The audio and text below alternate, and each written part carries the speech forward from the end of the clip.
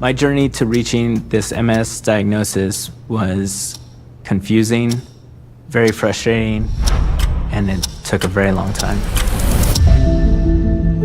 The symptoms started around 2011, going through different doctors, a lot of misdiagnosis, my weight, diabetes, sciatica, energy drinks of all things. Year 7 or 8, the neurologist recommended for me to get MRIs on my brain. When I think back to when I was diagnosed, being a new mom, it became no longer about me, but about how my kid was going to be affected by this. I could no longer be the mom that I always dreamed of because my body wasn't going to let me. I am fearless, I'm driven, I'm passionate. It's a little ironic that my MS is as aggressive as I am. In the beginning, I had relapsing remitting MS. Now it's primary progressive MS. It's not something you could sleep off. The next day you wake up, it's still there. The MRI came back with finding lesions on my brain. I immediately started Googling every question known to man. What is MS? Is there a cure for MS? Will I go blind? Will I be able to Does it affect your memory? Change your personality?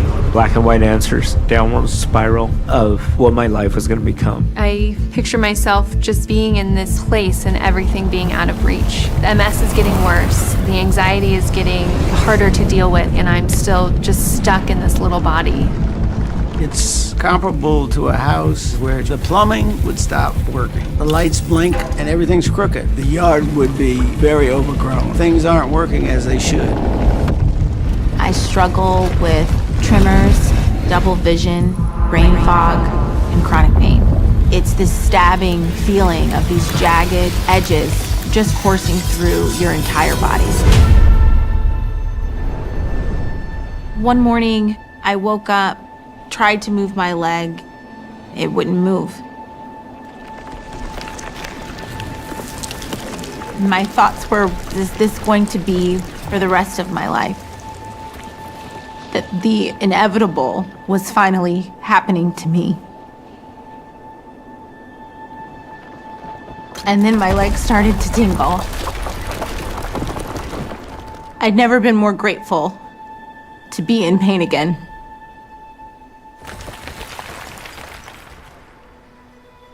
It takes so much away from even being present in a moment. I picture myself not being able to go on a walk with my kids, not being able to take the dogs out. You can't enjoy the present because you're so scared of the future.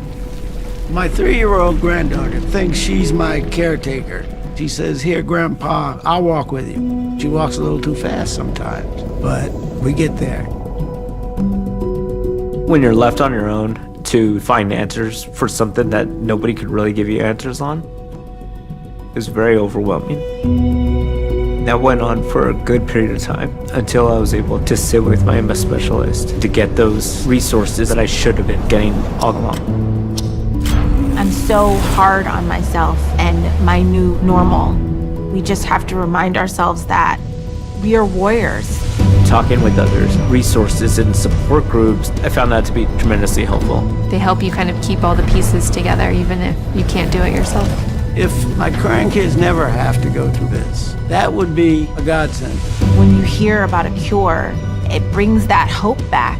If no one would have to ever experience this, it would just change the world. A cure would mean to my kids that they get their mom back. I could be the biggest one in the room. And people would be saying, "Hey, remember MS? You know what that is?" They Google it.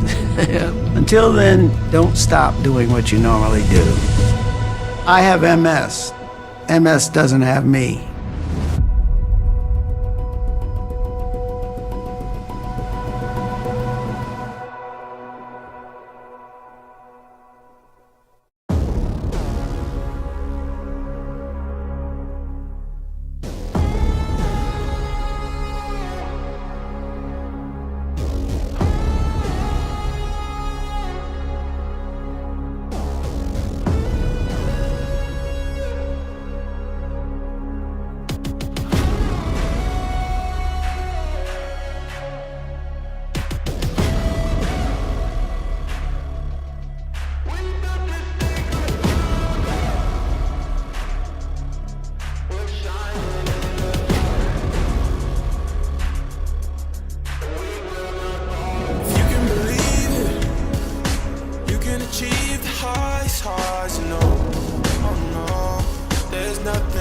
to be afraid of. If you can believe it, you won't ever let them tell you no. Yeah, this right here is what heroes are made of.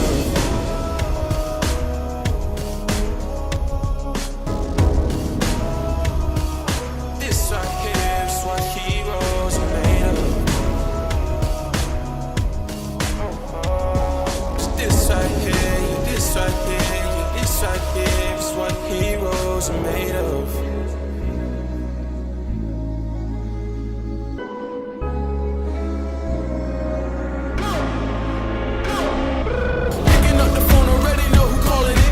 My destiny's to be a baller. I've been going harder.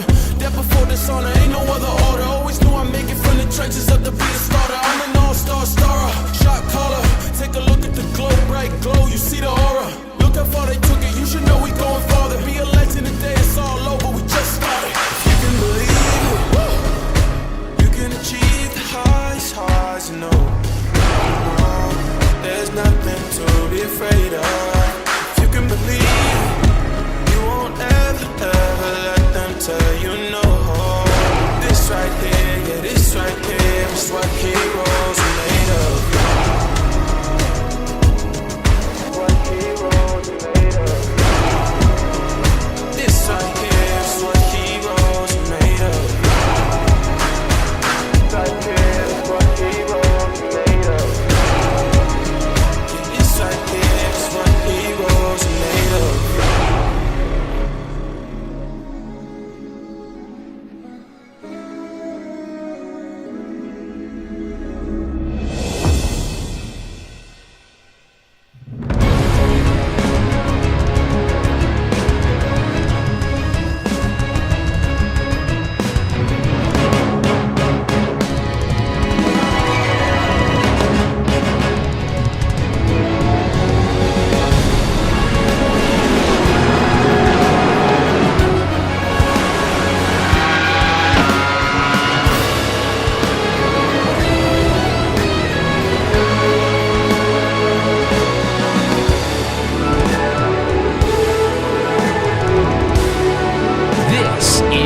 iRacing.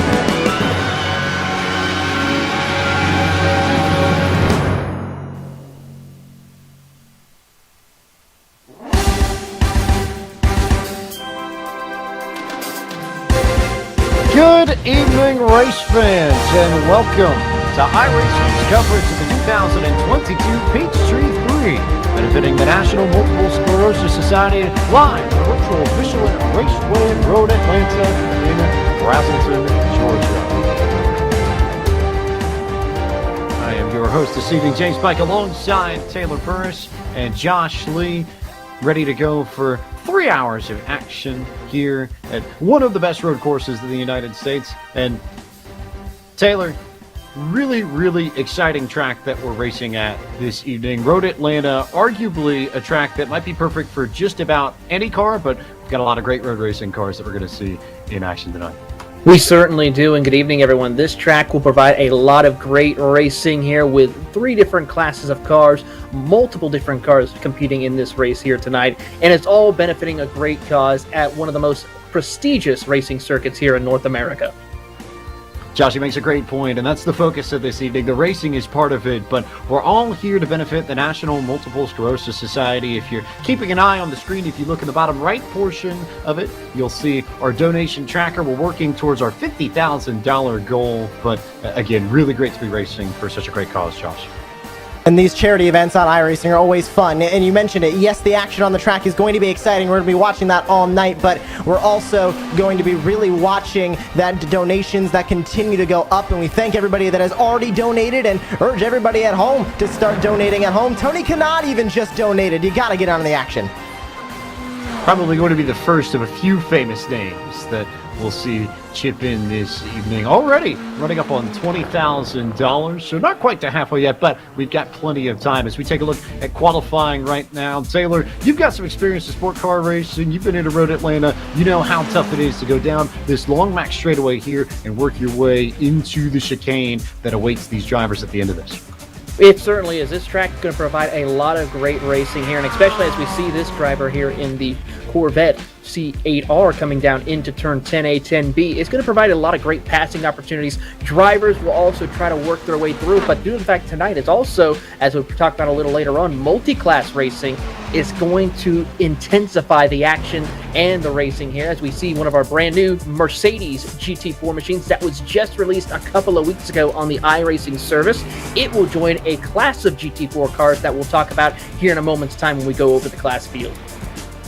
A lot of GT4 cars in the Corvette that you saw, and the MX-5 from Mazda that's also in this too. But first, let's explain the nature of splits in iRacing. And for those of you who are unfamiliar with the concept of splits, it answers the question of what do you do when you've got more drivers in a session than you have available pit stalls at a track?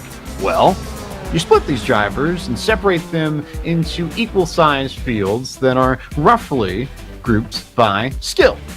There is a rating system in iRacing called iRating that roughly measures how talented of a driver you are, and these bunches of drivers are grouped together by iRating into different separate individual races. So we might have, I think, 6 or 7 versions of Peachtree going on. We'll focus on this one here, but iRating, how you measure skill, and if we're racing in teams like we are tonight, then you take the average of the iRating within the drivers of the team. iRating, of course, assigned to drivers. So there's a rough explanation on splits. Let's now turn it over to Josh Lee for our track analysis on Michelin Raceway Road Atlanta.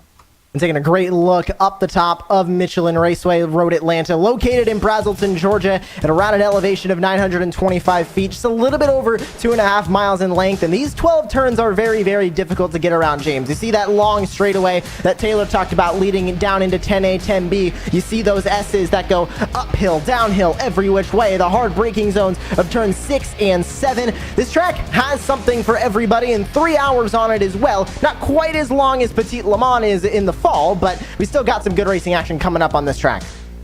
And a really physical track too. A lot of elevation changes, some blind corners, lots of really hard braking zones. Taylor, let's take a look at tonight's race format. As we take a look at tonight's race format, we have 3 separate classes. Of course, the top class that you see here, utilizing the Corvette C8R. The GT4 class, which will be highlighted in blue tonight, utilizes the Porsche 718 Cayman GT4, the BMW M4, the McLaren 570S, and the brand new 2 new cars, the Aston Martin Vantage GT4 and the Mercedes AMG GT4. And then finally, highlighted in purple, it is the Global Mazda MX-5 Cup class. Of course, qualifying will be 2 laps for them to get their fastest lap as possible as they set the field for a 3-hour endurance race. And of course, for the license requirement, it is anyone who has an iRacing membership as well as one of these cars and this track can go out there and race in tonight's very special event. And then finally, unlimited fast repairs, which means if you damage your car somewhere out on the racetrack, all you have to do is escape out of the car, go back onto pit road, and you'll have a brand new car waiting for you to go back out onto the circuit.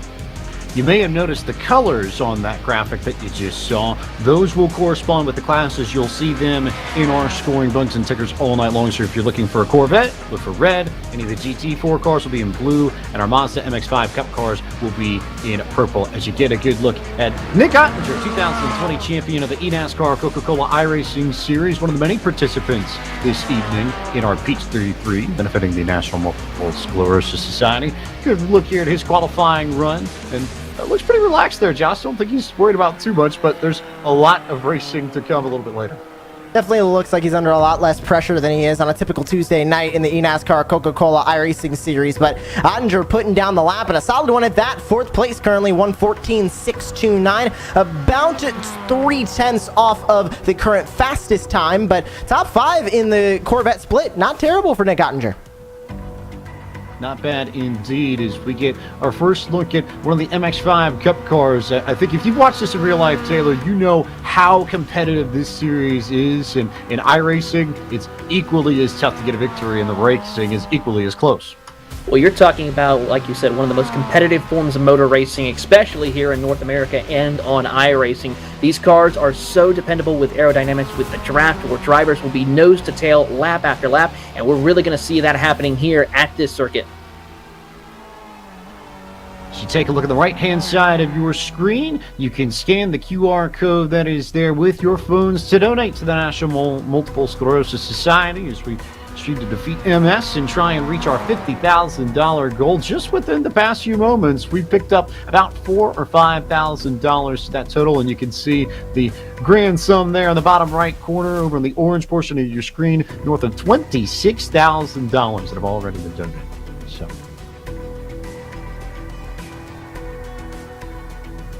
not too much longer to go as qualifying will wrap up and we will proceed to the grid here. Josh Lee, any final thoughts while we get ready to go?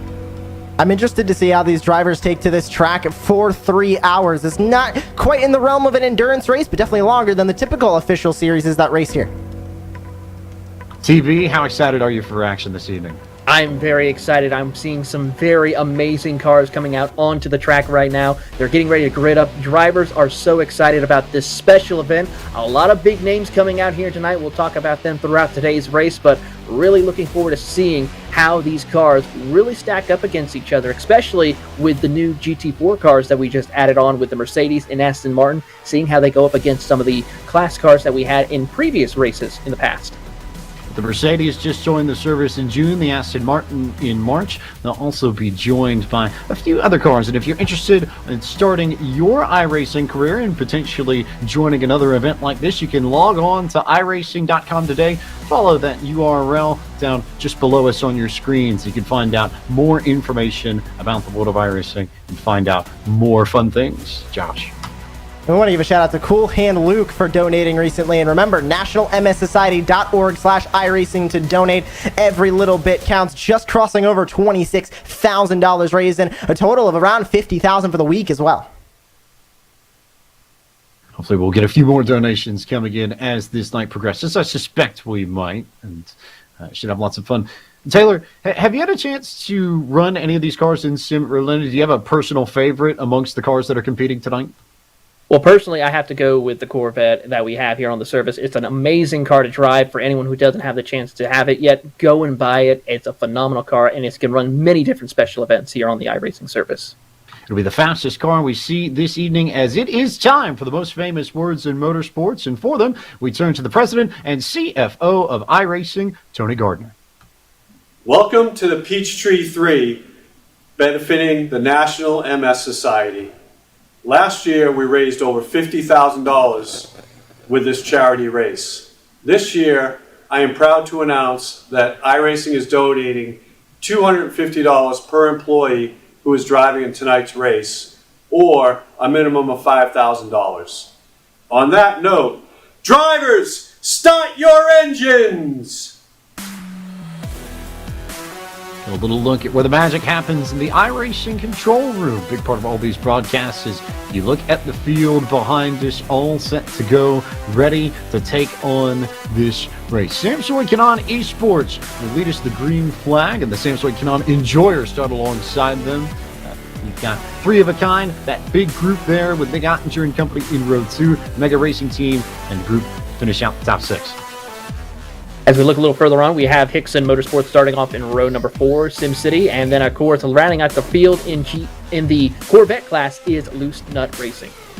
And we get a good look starting at the GT4 class on that first page. Team iRacing on the outside of row number 1 there. Team Riley Thompson and more as we continue to fall down this grid.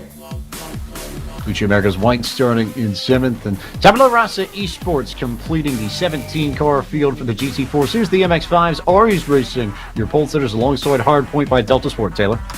Certainly, it's a lot of great teams in here. Pure Sim Racing is going to be in here competing in the Mazda Cup class as we see them working their way through the field. They will be towards the back half of the field, rounding out this field. Plenty of cars going after it. 49 entries total in this particular split, and lots of action to come over the course of the next 3 hours. Glad that you are with us here on iRacing as we bring you the Peachtree 3, benefiting the National Multiple Sclerosis Society. And again, remember to head to their website. You can visit nationalmssociety.org/iRacing to donate and help chip into that $50,000 goal as our field of Corvettes make their way down to the chicane for the final time before they take the green flag. Josh. And they're going through this complex that is going to be one of the most exciting portions of this track. The downhill braking zone to 10A and 10B. A lot of passes are made here and a lot of races are ended here, James. Tricky things that you have to worry about as you work your way up the hill around the final corner. It's a blind turn down the hill, but then it's full steam ahead as the green flag flies over this field. The Peachtree 3, benefiting the National Multiple Sclerosis Society for 2022, is underway. We take a look at the field right now. The GT4 cars are already also taking the green flag out, and they're going to go single file also, as we see them on screen, as the Corvettes do battle side by side. It looks like it's going to be the one and only Tony Kanaan who will take the race lead at this time. TK, another one of the famous drivers in this field. There are a few more that we'll tell you about over the course of the evening as you get a good look at the MX-5 Cup cars. They now take the green flag and head across the start-finish line to begin their campaigns in the Peachtree 3. Augustin Paris going to lead that MX-5 field down into turn 1, but here they go, the Corvettes through the back end of Road Atlanta, turn 6 and 7. They'll bleed onto the long straightaway here, and like you mentioned, James, Tony Kanaan taking that early lead over Michael Janney and the Samsoid Kanaan enjoyers right there in P2. Kanaan and Kanaan fans in the top 2 right now as we see a battle for second starting to brew. Come over there, that's Reese Carl in the number 4 machine, who's working his way through the chicane, just trailing that pair of Kanaan machines in third spot, and then Nick Ottinger riding along in that Hendrick Cars Chevrolet Corvette in the 4th spot, all running nose to tail as they complete the first lap at Michelin Raceway Road Atlanta.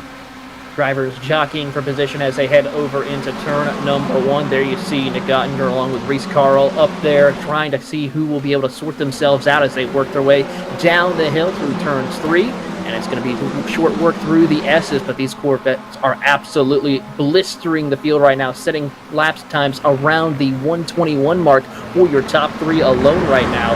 Just fabulous racing between these competitors.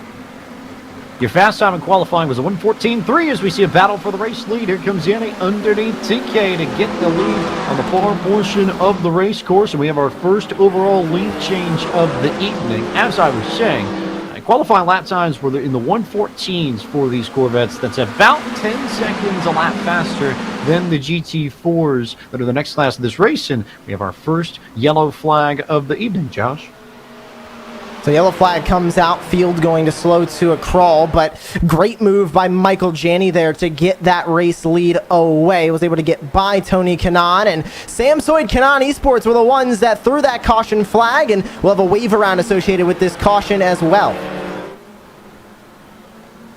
So, a little bit of gamesmanship here as an early caution flag slows us in the Peachtree 3. But again, lots of fun, and we're all here to benefit the National Multiple Sclerosis Society. All here to try and bump up that donation number on the bottom right-hand portion of your screen, Taylor.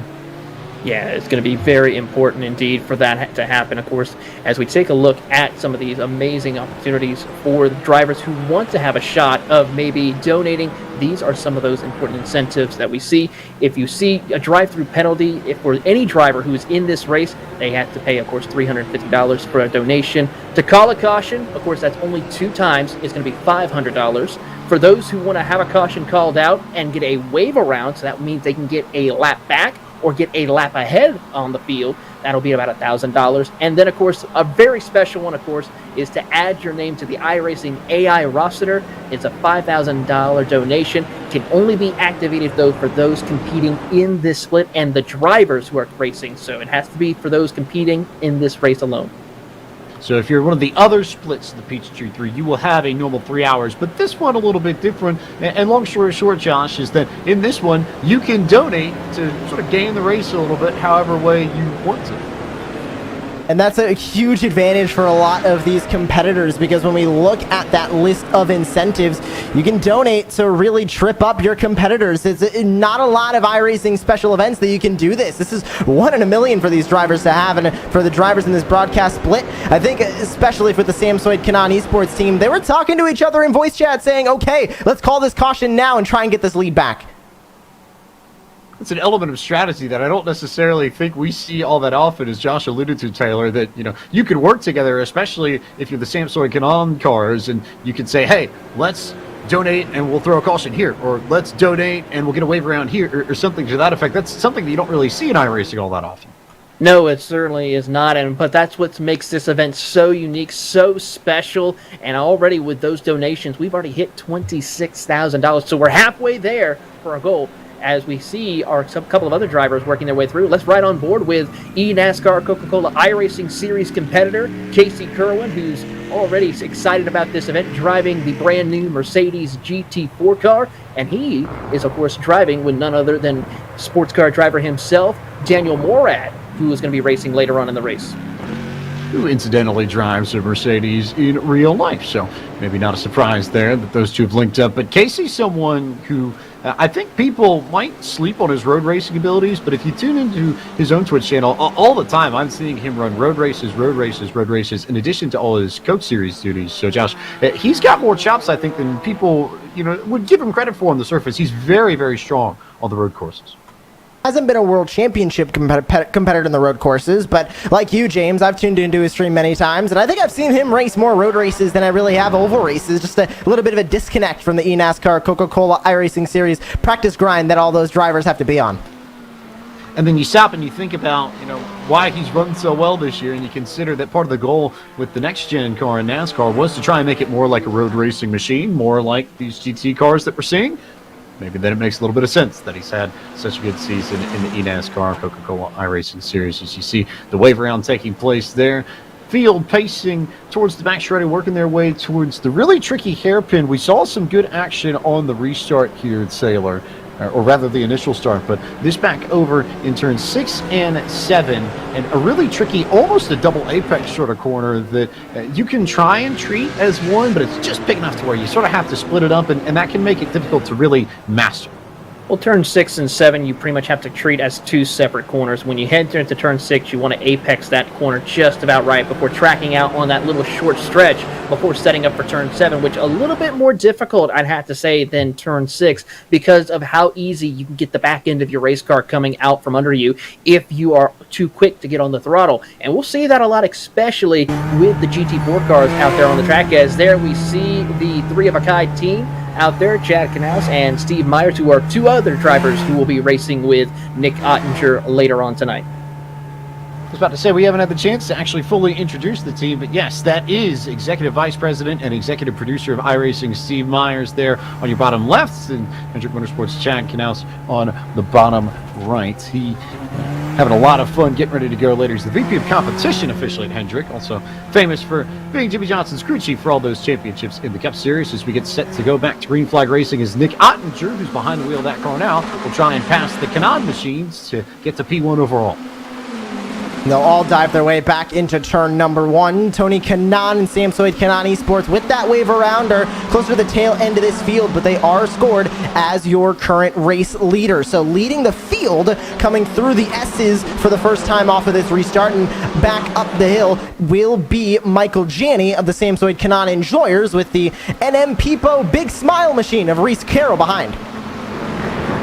So, just in case you were confused with the whole wave around thing, we'll spell it out for you here. With the donation that was made to the National MS Society, Tony Kanaan and his team got a wave around to the back of this field, so they're actually about 50 seconds, almost a full lap ahead of this battle that you see on your screens, which is officially for second and third overall. And that's part of the gamesmanship that we talked about, where you can change the outcome of this race depending on how you donate, but you could also make it a strategy point. If you don't necessarily want to have to fight for the lead, or maybe want some clean air, you could make a donation to the National MS Society, and might get yourself some track position, might get yourself a little bit of room to run, Taylor. And I'll be curious to see how these teams use that ability to their benefit. Well, I tell you what, right now, as we see the battle for second in the Corvette class right now, I'm keeping an eye on Tony Kanaan, and he is absolutely slicing and dicing his way through the field in the Mazda class, as we see another special guest here on the race tonight, Christian Challoner, who is a former eNASCAR Coca-Cola iRacing Series competitor, as he is out there on the circuit, as well as an iRacing staff member currently in a beautiful Porsche 718 GT4 car. Retired from Coke Series Racing, become a staff member at iRacing, and is now currently in the battle for the class lead in GT4. trailing Morgan Burkhardt of the hard point by Down Support GT4, the McLaren that you see down towards the bottom of your screen as they work their way through the S's up toward turn 5, which is arguably one of, if not maybe the trickiest turn on this course. You want to try and take it as fast as possible, but the curves make that a little bit difficult, Josh Lee. When we take a look at the MX-5 battle for that race lead, leading the way there is Oris Racing, hard point by Delta Sport in second as they work their way, or working around them will be the GT4 at the tail end of their field with Iron Rock Motorsports and Cade McKee behind the wheel. Yeah, great racing here in the Mazda class as they work their way through, watching them try to work their way. You see them lined up in the draft as we go back up to the front of the field in the Corvette class.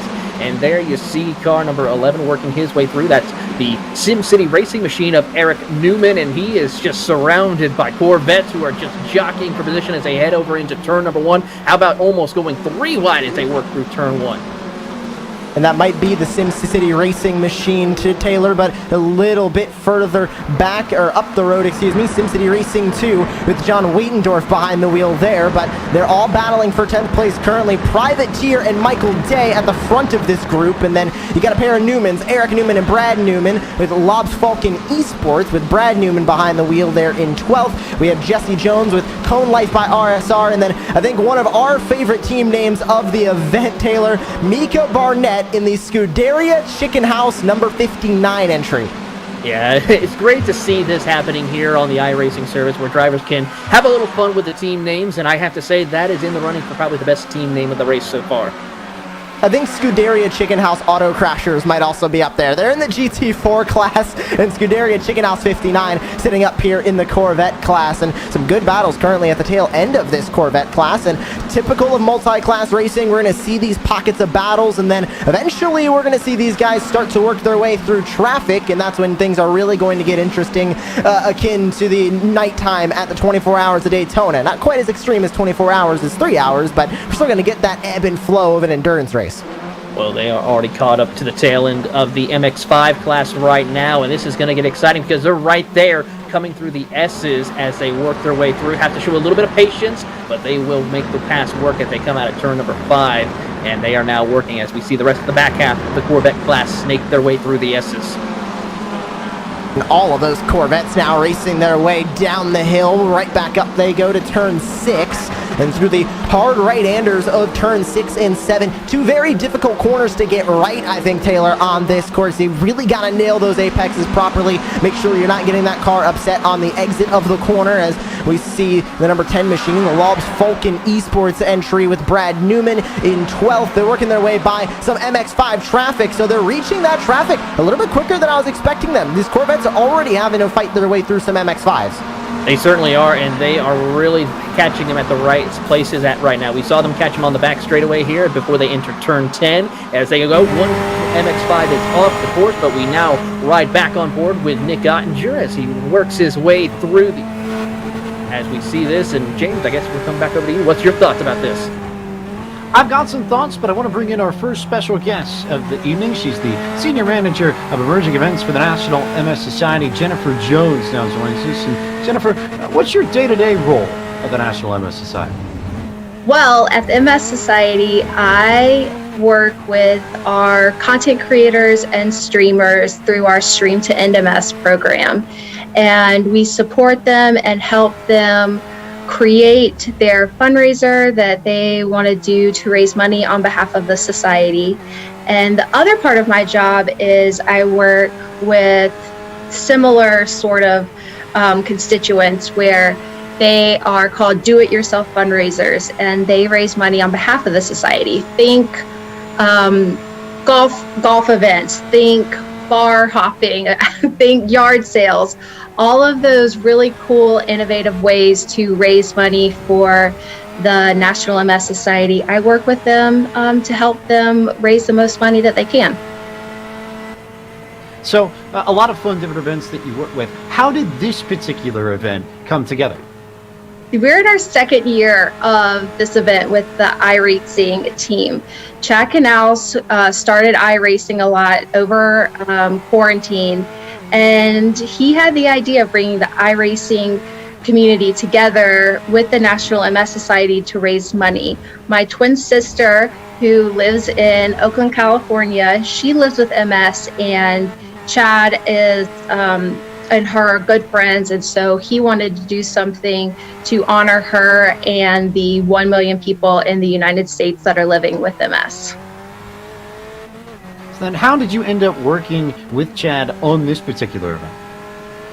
Chad and I have been friends for, I guess it's like 15 years now. I was an intern at Hendrick Motorsports, and we became friends, and he was a mentor to me to help me through getting to know the motorsports world, and we've been friends ever since. So you mentioned earlier that this is the second year of this event. How excited are you for this now that we've gotten our feet wet and had a go-round of it to bring it back? I am pumped about year two. Last year's event, which was the 4 Hours at Charlotte event, was nothing short of incredible. We raised $57,000. There were almost 2,000 iRacers that participated in the event and over 1,000 donations. And I, after the event, looked through every single donation. I read all of the notes. I read about people that are living with MS, loved ones that are living with MS, who they're supporting, why they're donating from all over the world. And it really invigorated me. It's a group of people that the MS Society typically hasn't been able to connect with. But through this partnership with iRacing, we are reaching people that we have never been able to reach before. We are meeting those living with MS where they are, which is really exciting. So, of course, year two, more people, more involvement, more awareness, a really cool track, Road Atlanta, which we've gotten great response about. And I can't wait to see how all of this turns out. Can you expand a little bit on the impact of this event for the National MS Society and how it compares, how it's unique amongst all the events that you all put on? Well, the impact is that we are reaching people that we've never been able to reach before through our signature events that we have, through our walks and bikes and lunches, which are incredible events, but we want to make sure that we have something for everybody that lives with MS or is affected by MS. And then with this kind of event, with iRacing, with the racing community, it brings people together. The camaraderie is amazing. I've always seen that in the 15 years that I've worked in motorsports, but to just constantly be reaffirmed that this is one of the best communities in the world, it really speaks deeply to us at the MS Society, and it shows that when somebody needs your help, the community, the iRacing community and the racing community will always come together to support them, and I think that you can't ask for anything better than that. So, are we going to see this event come back next year? And if we are, you thinking about maybe getting behind the wheel next time around? There will definitely be a year three. I am sure of that. I'm a behind the scenes gal, so iRacing is really difficult. I gave it a shot. It's really hard. So I'm just going to go ahead and watch all of you participate. And the Corvette looks pretty fast, so hopefully we'll have it again next year. Jennifer, we appreciate your time this evening. So thank you so much for coming on our show and talking about a little bit about what you do with the National MS Society. I'm so excited to see how this race turns out. Thank you to Chad, Nick, and Steve for always participating in this event and being champions for the National MS Society. Thank you to HendrickCars.com for generously being involved in this event, to iRacing for having the best production team and team to work with. It has been an absolute pleasure, and to Logitech for donating some really cool prizes for our top fundraisers.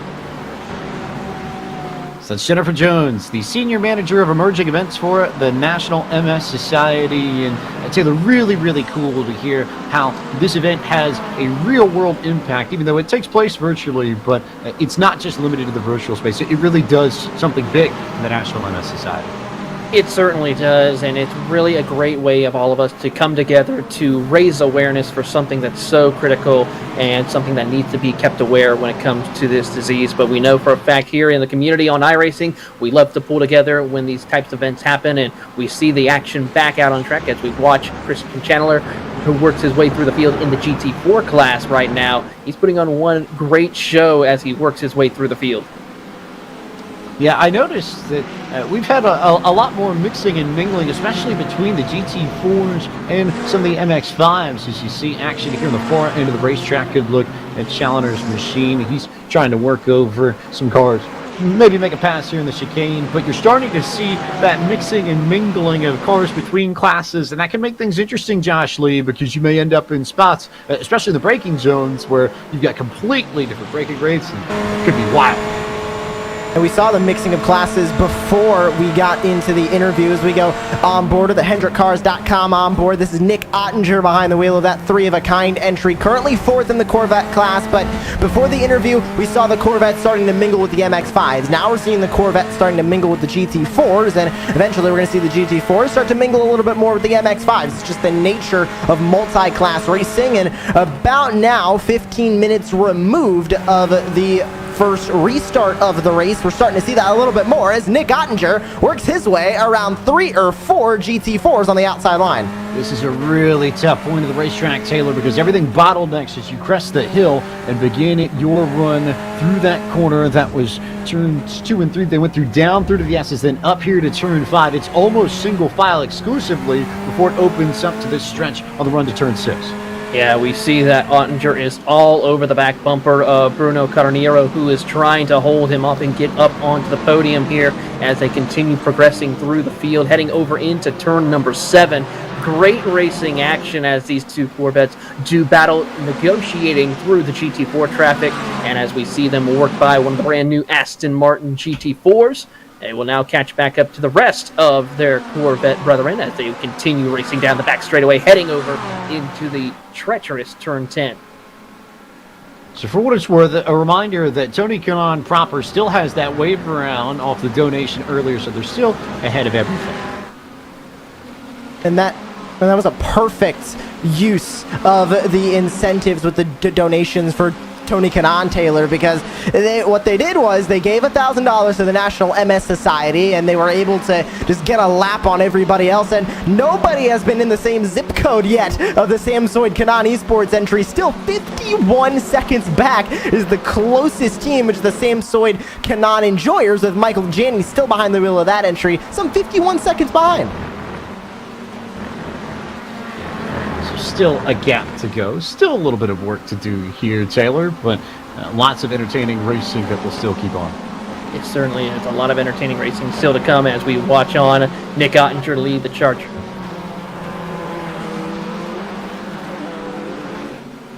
We're now joined by our second special guest of the evening. It is the Executive Vice President and Executive Producer of iRacing, Steve Myers himself. And Steve, for those who aren't involved in the day-to-day with iRacing, tell us a little bit about your role and what you do as Executive Vice President of the company.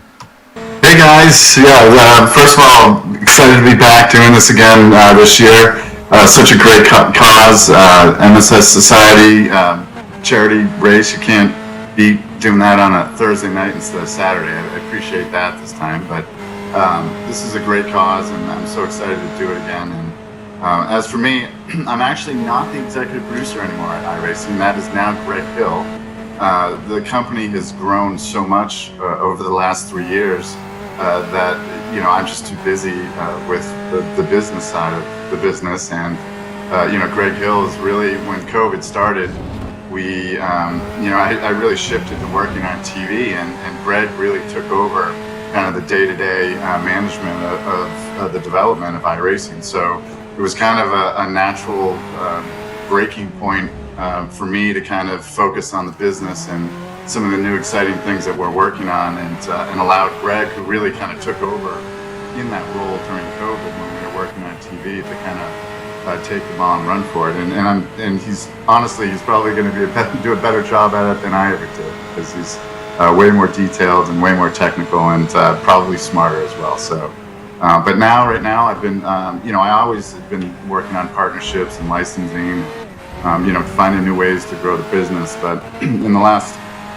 6 months, I've spent a lot of time on, we've acquired 2 console studios, which I'm sure many people know, Monster Games and a studio in Germany called Orontis. And so I've spent a lot of time working on those 2 projects this year, and really excited about the World of Outlaws game that we're working on that is going to release in September. So the Monster guys have been really, really pounding on that for the last few months. And with that product, they've really been in development for quite a while on a new dirt game. And so when we finished the acquisition up in December, it was a great opportunity for us to kind of get comfortable with console development and really look to see how, as a company, we could really help them improve the product. And so I think I'm really, really excited about what we've done with them. And our physics team has really jumped in there and did all of the development work on the cars. So that the cars are really, they drive terrific. I'm really excited about it. And we had hoped to try to have some preview video for people tonight, but they're just really crunching right now to get. Tomorrow is the date that we kind of are submitting our builds to Microsoft and Sony to get certified. So I didn't really want to distract them too much, but they gave me a bunch of points to talk about as we get later into the evening on some things that we've done with the game. So I'm excited about it. And then the Orontis studio that's a longer term development plan for us, where it started out, it's two brothers in Germany, and these guys are absolutely brilliant. And when we first started talking to them, I was just really blown away with the talent of these 2 guys, Thorsten and Christian Volkers, and I'm just thrilled that they've joined us, and we've already started to build a team around them. We've hired 3 engineers, a designer, and a producer now for that studio, and so we're building up that team and starting to work on a plan to get our next product done. But we're going to take their game that they have now, the Drag game, and port that over to the consoles is the place where we want to kind of start to build a code base for them on that console space. So those have been the 2 big projects I've been working on, but I've obviously been working on a lot of things. You're a busy man. So 2 new studios have come into the fold, a World of Outlaws game coming up later, and a big event here tonight. What made iRacing want to partner up with the National MS Society once again to hold this event for the 2nd year in a row? Yeah, I got to give Chad credit on this. His relationship with Jennifer, and I think the society, he brought it to us, and he said, "Hey, I'd love for you guys to help me with this." And when he starts talking about it, and you start to realize how many people are affected by this, it really became a no-brainer and something that we want to do. And honestly, I had a ton of fun doing it last year too. I mean, getting to do stuff with Chad and Nick. I think probably everyone can kind of relate to this. Like when you do something as a job for 22 years, like I have, you don't always go home and want to do that job in your spare time in your downtime. And these 2 events especially have forced me to kind of use the product, and it reminded me why I got into this in the first place. I love sim racing, I love race cars, I love racing, and so getting a chance to drive with these 2 guys in a charity event is a lot of fun, especially when I can go into a top split in a race that I'll never get to go into a top split in an iRacing event any other time. So then I can really feel humbled to be 2 seconds off the pace and everyone in the field. So I think when I get in there, don't expect anything wonderful. Just, hopefully I'm clean.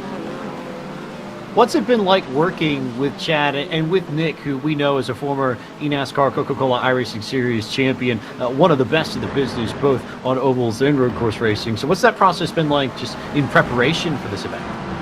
Yeah, we've put a lot of time in it. I feel guilty saying that I'm 2 seconds off pace, and I've probably put about 15 hours of practice into this. And Chad has as well. So, both of us have spent many a night over the last few weeks online and in practice sessions with Nick, who's a great coach. Both 2 years in a row, he's done a great job. And, I think when I started out, I was turning 18-second laps, and to the fact that I think my quickest lap now I'm down to low 17. So I think it just goes to show you that he's a great teacher and a guy who's a professional sim racer can absolutely help novice drivers become better at the sim. Steve, thank you so much for giving us an insight into what's happening in the world of iRacing, and we'll look to check in with you a little bit later this evening. Well, yeah, I mean, I tell you, let's get some donations coming in. I'm willing to talk about some tracks that we have coming, and a car, at least one car I'll talk about, but we got to see some donations coming in for those questions, and we'd love to, and I'll talk about the World of Outlaws game a little bit later and some of the things we've done there. It's Steve Myers, the Executive Vice President of iRacing. And you heard him. You want to hear him maybe talk about some stuff you wouldn't normally talk about, then add to the donations here, Taylor and Josh. It's nationalmssociety.org/iRacing to boost that $26,000 number that we currently have, working towards the goal for the weekend of $50K. But if ever you want an incentive, because I feel like it's something that we see so much, it's, Steve, can you talk about this? Can you talk about this? Here's a chance to do it. And if you look on your screen, you see on the left-hand side that QR code. You can use your phones and scan that, and that will also take you to the donation page. But a rare opportunity here for a lot of people in the community. It certainly is, James, and we're going to be excited to see if anyone is able to donate. Shoot, I might even donate in order to get some of those questions answered here. But I got to say, we're taking a look at a great battle for second in the MX-5 class. Currently, the second place holder is held by Giancarlo Schuler in the Hardpoint by Delta Sport team. He is trying to hold off time for car Dave Chapman, Kadeem Bin, and Daniel Ferguson. You have about several cars right here in a train and a mix of GT4 traffic as well, making it very interesting and exciting to watch as these multiple cars try to intermingle with each other. The hardport teams are very fast tonight. They've got the leading car in the GT4 class, Morgan Burkhardt, behind the wheel there. And then second here in class in the MX-5s with Schuler behind the wheel. But you also see that speed difference. Look at the Corvettes, the GT4s coming to the side of the MX-5s, Josh Lee. Visibly, you can see how much faster those two classes are than the MX-5 class, especially here down the back straight. The MX-5 is letting them go. Of course, nobody in that MX-5 class is going to be racing anybody in the Corvettes or the GT4 class, so they let them go a little bit easy as we see this second place battle between Giancarlo Schuler and Dave Chapman continuing to brew up as behind the number 19, and here comes Chad Knaus into the car. So Chad Knaus, the VP of competition at Hendrick Motorsports, behind the wheel for the first time this evening in this Peachtree 3 benefiting the National MS Society. And you can see him there. I got a good look at him, Taylor, when we were talking to Steve, and you could tell he was focused. It was almost like he sort of got back into that crew chief mindset, was trying to read data, listen to everything, and watch everything that Nick was doing so that he would be prepared when he went out for his stint, which he's getting on to now. Yep, he's getting those tires up to temperature as he'll now have to negotiate through some of the GT4 traffic. That's Christian Challoner. He'll make the pass on as he enters into turn number 6 and then make his way up to let it up. He's towards the back half of the field right now due to the fact of that pit stop. But I'm having a feeling before this is all said and done, he'll find his way up inside the top 10 as we ride on board with him. Here we go. This is where you have the chance to sign up. You can be like Chad Knaus and drive this virtual Corvette C8R and really have a time of your life around the Michelin Raceway Road Atlanta as we see him diving down into turn 10 as he will work his way through. Great drive. Go sign up today. 40% off for all new members. It comes cresting over the hill. This is a really tricky spot to lay the power down just because you get a bit of airtime there. It's almost like a roller coaster, and you have to be careful about how much throttle you apply at the top of the hill. But once you're down it, it's a blast all the way into turns 1 and 2 where you're sort of riding the limits here, Josh. You're trying to get as much speed as you can, but you can't necessarily get down on the brakes hard until you reach this point here, turn 3, and prepare for your run down to the S's. And Chad is dealing with a very, very tricky situation right now. And I'm not just talking about having to navigate these S's and the challenging uphill, downhill. Look in front of him. He's got GT4 traffic. You look a little bit up the road. He's got MX-5 traffic. He has to try and get by all of these cars. He gets by 2 while in his mirror, he's got headlights flashing behind him with another driver trying to get by him in the Corvette class. Down to the inside they go. Believe that was P2 and P3 in class with Reese, Carl, and Michelin making the pass to, at this point, put Chad a lap down, but Chad's the only one, and that car is the only one amongst the Corvette cars in this race and in our split that's come down pit road. So it's a bit of a differing strategy that they're running compared to everyone else in this race. Yeah, it certainly is. Normally for these GT cars that we see on the track, they will run maybe about anywhere between 45 minutes to an hour on a fuel set here. He went about halfway through the stint, but he will make up some time once we start to see the pit stop cycles begin to happen for the GT cars of these Corvettes as they work their way through. Some headlight flashing happening right now behind him as he will give way to some of the faster lead lap cars. Well, not lead, the lead lap cars that are ahead of him in this. That's the number 1 of Bruno Carniero for the Hickson Motorsports machine as they work their way back through the S's. Carnero makes the pass on Chad Knaus. He's got a little bit of time here just to get the tires warmed up the temp and a little bit of space too. Not really too much competition. There are a few GT4s coming behind, but maybe about a 5 or 6 second gap on track until he reaches those as he passes another MX-5 Cup car. So some time here to get settled in and start figuring out how to click off some fast laps.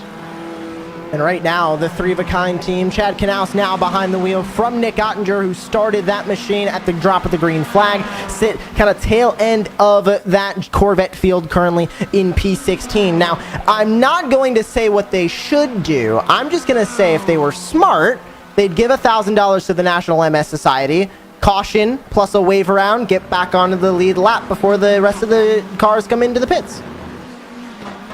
That's a halfway decent thought. You're thinking like the crew chief that we know Chad Knaus is pretty good at being, but it's that kind of thinking, Josh, that may end up getting you the victory here in this Peachtree 3. It's a different variable that you have to consider, a wrench that most drivers wouldn't normally deal with. But Taylor, this is not an ordinary race within iRacing. You have to take all variables into account. It certainly is, and also you have to be careful. Who knows, maybe you might cut someone off in the race. That driver who may had an issue with you may decide, I'm going to donate $300 to give that team a penalty. So you got to think also how well you race with other competitors, because it can come back and bite you depending on how well you race amongst the rest of the field. So keep an eye on that. We could see some surprises as far as who would have that. And Taylor, how about if you want just like a free pit stop and you call a caution for $500? You don't get a wave around, but you do get everybody slowed down behind the iRacing pace car, and you get to basically make a free pit stop. Not a lot lost there under the pace car conditions. And Tony Kanaan, with that $1,000 that he donated before the broadcast began to call a caution with the wave around, still is 45 seconds ahead of second place in that Corvette class. And we went back to racing 30 minutes ago now? Yeah, we have, and we have already have done a lot of racing, a lot of changes for position throughout the field, but one thing is for certain, Tony Kanaan played a smart game and has not looked back. He has absolutely pulled the wheel from the field, and he has done a lot of great racing, negotiating through the lap traffic here as he tries to put the entire field a lap down. He's still working through to catch a couple of the Corvette drivers to put them a lap down, but he has still been able to do a great job here working through some GT4 traffic. And we get a great look, of course, still with this three-of-a-kind team, and their nearest driver they're racing on the track right now is the Lobs Falcon Esports entry, who is some 53 seconds up the road from them. We are now joined in the booth by a pair of eNASCAR Coca-Cola iRacing Series drivers. We've got Nick Ottinger and Casey Kerwood with us. And Nick, I'll start with you. You just handed the wheels over to Chad Knaus, but how was your opening stint in this race? Yeah, it was very, very dicey. You know, when you have these multiple classes on here, it's very difficult to navigate the speed difference. But at the end of the day, it's a fun, competitive field we have here. So, these guys are quick. We're in a top split for a reason, and they don't give you many breaks. But I mean, this is a fun event. iRacing put together, and for the MS Society, Chad was a really good advocate for it, and man, it's just a special event. To educate ourselves on this and just keep bringing us to the forefront, and how important it is to find a cure for this horrible disease. It's pretty remarkable, the dedication they have to finding a cure. Casey, we mentioned it earlier on the broadcast that even though you're a Coke Series driver, you do a lot of road racing in your personal time. So how's your race going with your team, and how excited are you to get behind the wheel? Yeah, I'm looking forward to it. Right now, it's we got racing with Daniel Morad, and he's in the car right now. It's going well. We're up to second in GT4. We've had a few contacts with. Oh, it looks like the GT4 leaders had an issue. I think we're involved. Poor timing. Poor timing. We're in the barrier. Unfortunate. Anyway, our race is in the barrier right now. But no, it's clearly it's gone downhill now. But I'm looking forward to getting the car. It's all for fun. I'm looking forward to it. It's the traffic and stuff's a bit crazy, a bit different than anything I've done. But like you said, I enjoy doing the road racing, and I'm glad to be a part of the event and raise money for a good cause and have some fun for 3 hours and hopefully end up a bit better than we are right now. We'll apologize for the commentator's curse, but remind you that you do have unlimited fast repairs tonight. So if Daniel does need to come down to pit road to fix that car, it won't be too hard, right? So yeah, easy. Nick, Casey, Pocono coming up here for the Coke Series in the not-too-distant future. Any expectations on what we can see from you all, Nick? We'll start with you. Yeah, I mean, anytime we go to a Coke event, our goals are the same, for Casey and I. So, we want to go out there to, compete the winter races. And, it doesn't change for, either of us. I'm wanting to get Logitech G back into, victory lane this year. We've had a little bit of a slow slump, probably the last month or two. But, we're always learning and, trying to adapt and, to new physics changes that iRacing presents. And, the cars are fun. We'll be competitive Pocono time. But, you know what? We're focused on this, MS Society event. It's a great cause, and just proud to be partnered with everyone here. Casey, your car comes down pit road. You've had a really strong season, highest in the point standings without a victory yet. So what's your plan to change that at Pocono in a few weeks? Yeah, try and win. Obviously, we've had really good speed all year. I really like Pocono. It's been one of my favorite tracks over the years. So hopefully we can have a good run there. It'll be a bit crazy with drafts, so it's kind of hard to say how it'll play out. And obviously we have another road course as well with Watkins Glen coming up. We ran well at Road America, so we can maybe have a chance there. But if not, then the people like Nick and Conti and some others that already have wins, they'll be my best friends for the next few weeks. And so we can maybe try and still make it in on points. But it's been a really good year, and I've been really happy with it. And it's been nice to have Exit up front. And yeah, hopefully we get a couple spots better finally and get back in victory lane. It's been a while. I mean, we're approaching 2 years, I think, from my win in 2020. So it's been a while. I'm chomping at the bit to get back in victory lane, and we need it, man. We've been up front for so long; it'll happen eventually. So hopefully Tuesday's the night. Nick, Casey, thanks as always for your time. We look forward to seeing them in the Coke Series. And I misspoke. I said a few weeks, I meant a few days, because Taylor, Josh, we're not too far away from that Coke Series race at Pocono. No, we certainly are not indeed. As we know, on July 19th, the eNASCAR Coca-Cola iRacing Series heads to the Pocono Mountains and to the tricky triangle of Pocono Raceway. Catch the action starting at 9 p.m. when the green flag falls. And Josh, I gotta say, looking over at the championship for the eNASCAR Coca-Cola iRacing Series, it has been full of exciting winners who've come up through the ranks. We've seen former champions finally collect wins in this series, but there's only really 2 spots that we're looking at out of those 10 for the playoffs. Stephen Wilson joined the 2-win club with who we just had on, Nick Ottinger and Michael Conti. And now with 3 drivers having 2 wins, only 2 playoff spots left, 10 total spots, it's going to be intense to watch the end of the regular season.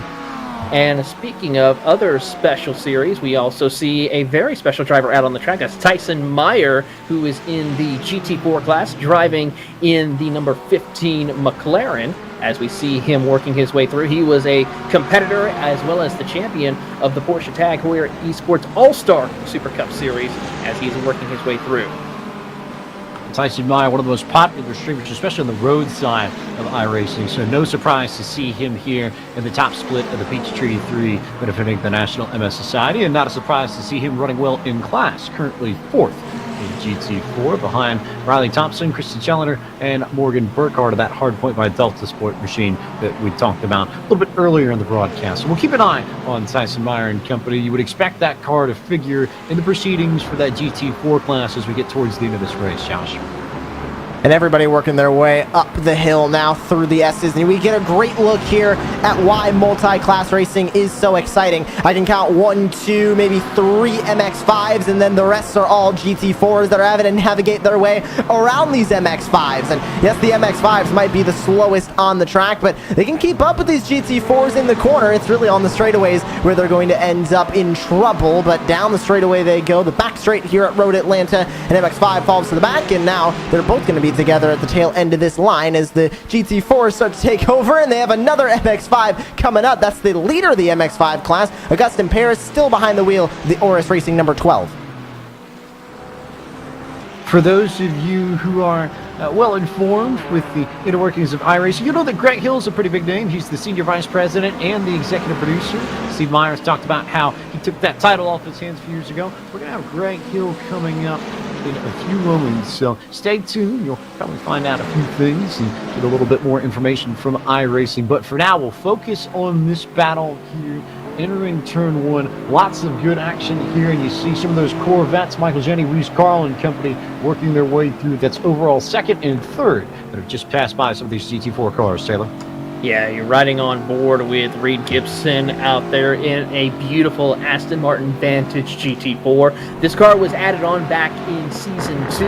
This car is a phenomenal car to drive. I've had the pleasure of racing it on the circuits such as Michelin Raceway, Road Atlanta, and it really feels amazing of how this car is just so adaptable when it comes to road course racing, as we see here, and how it negotiates through the corners.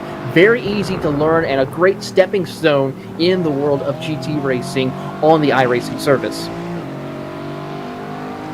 GT racing, one of the most popular forms of road racing and iRacing. You see so many people, Josh, running GT3s, GT4s, so many different combinations and so many different cars available on the service. But then again, maybe not a shocker when you consider how popular GT racing is, not just here in North America, but around the world as well. And it makes sense why it's one of the most popular on the service. And to me, yes, they're a little bit of a learning curve, but once you learn both the GT4s and the GT3s, they become some of the most fun cars to race on the service. And especially in the official races, you really get the feel of racing against real people at their sims at home and get to just compete against people from all over the globe, especially in the road racing ladder where we have people from all across the world and multiple different countries represented per official series race. You see just how tricky it is for Reed Gibson to work through the traffic. Again, turn 3, that trouble spot there, right at the top of the hill before you enter the S's.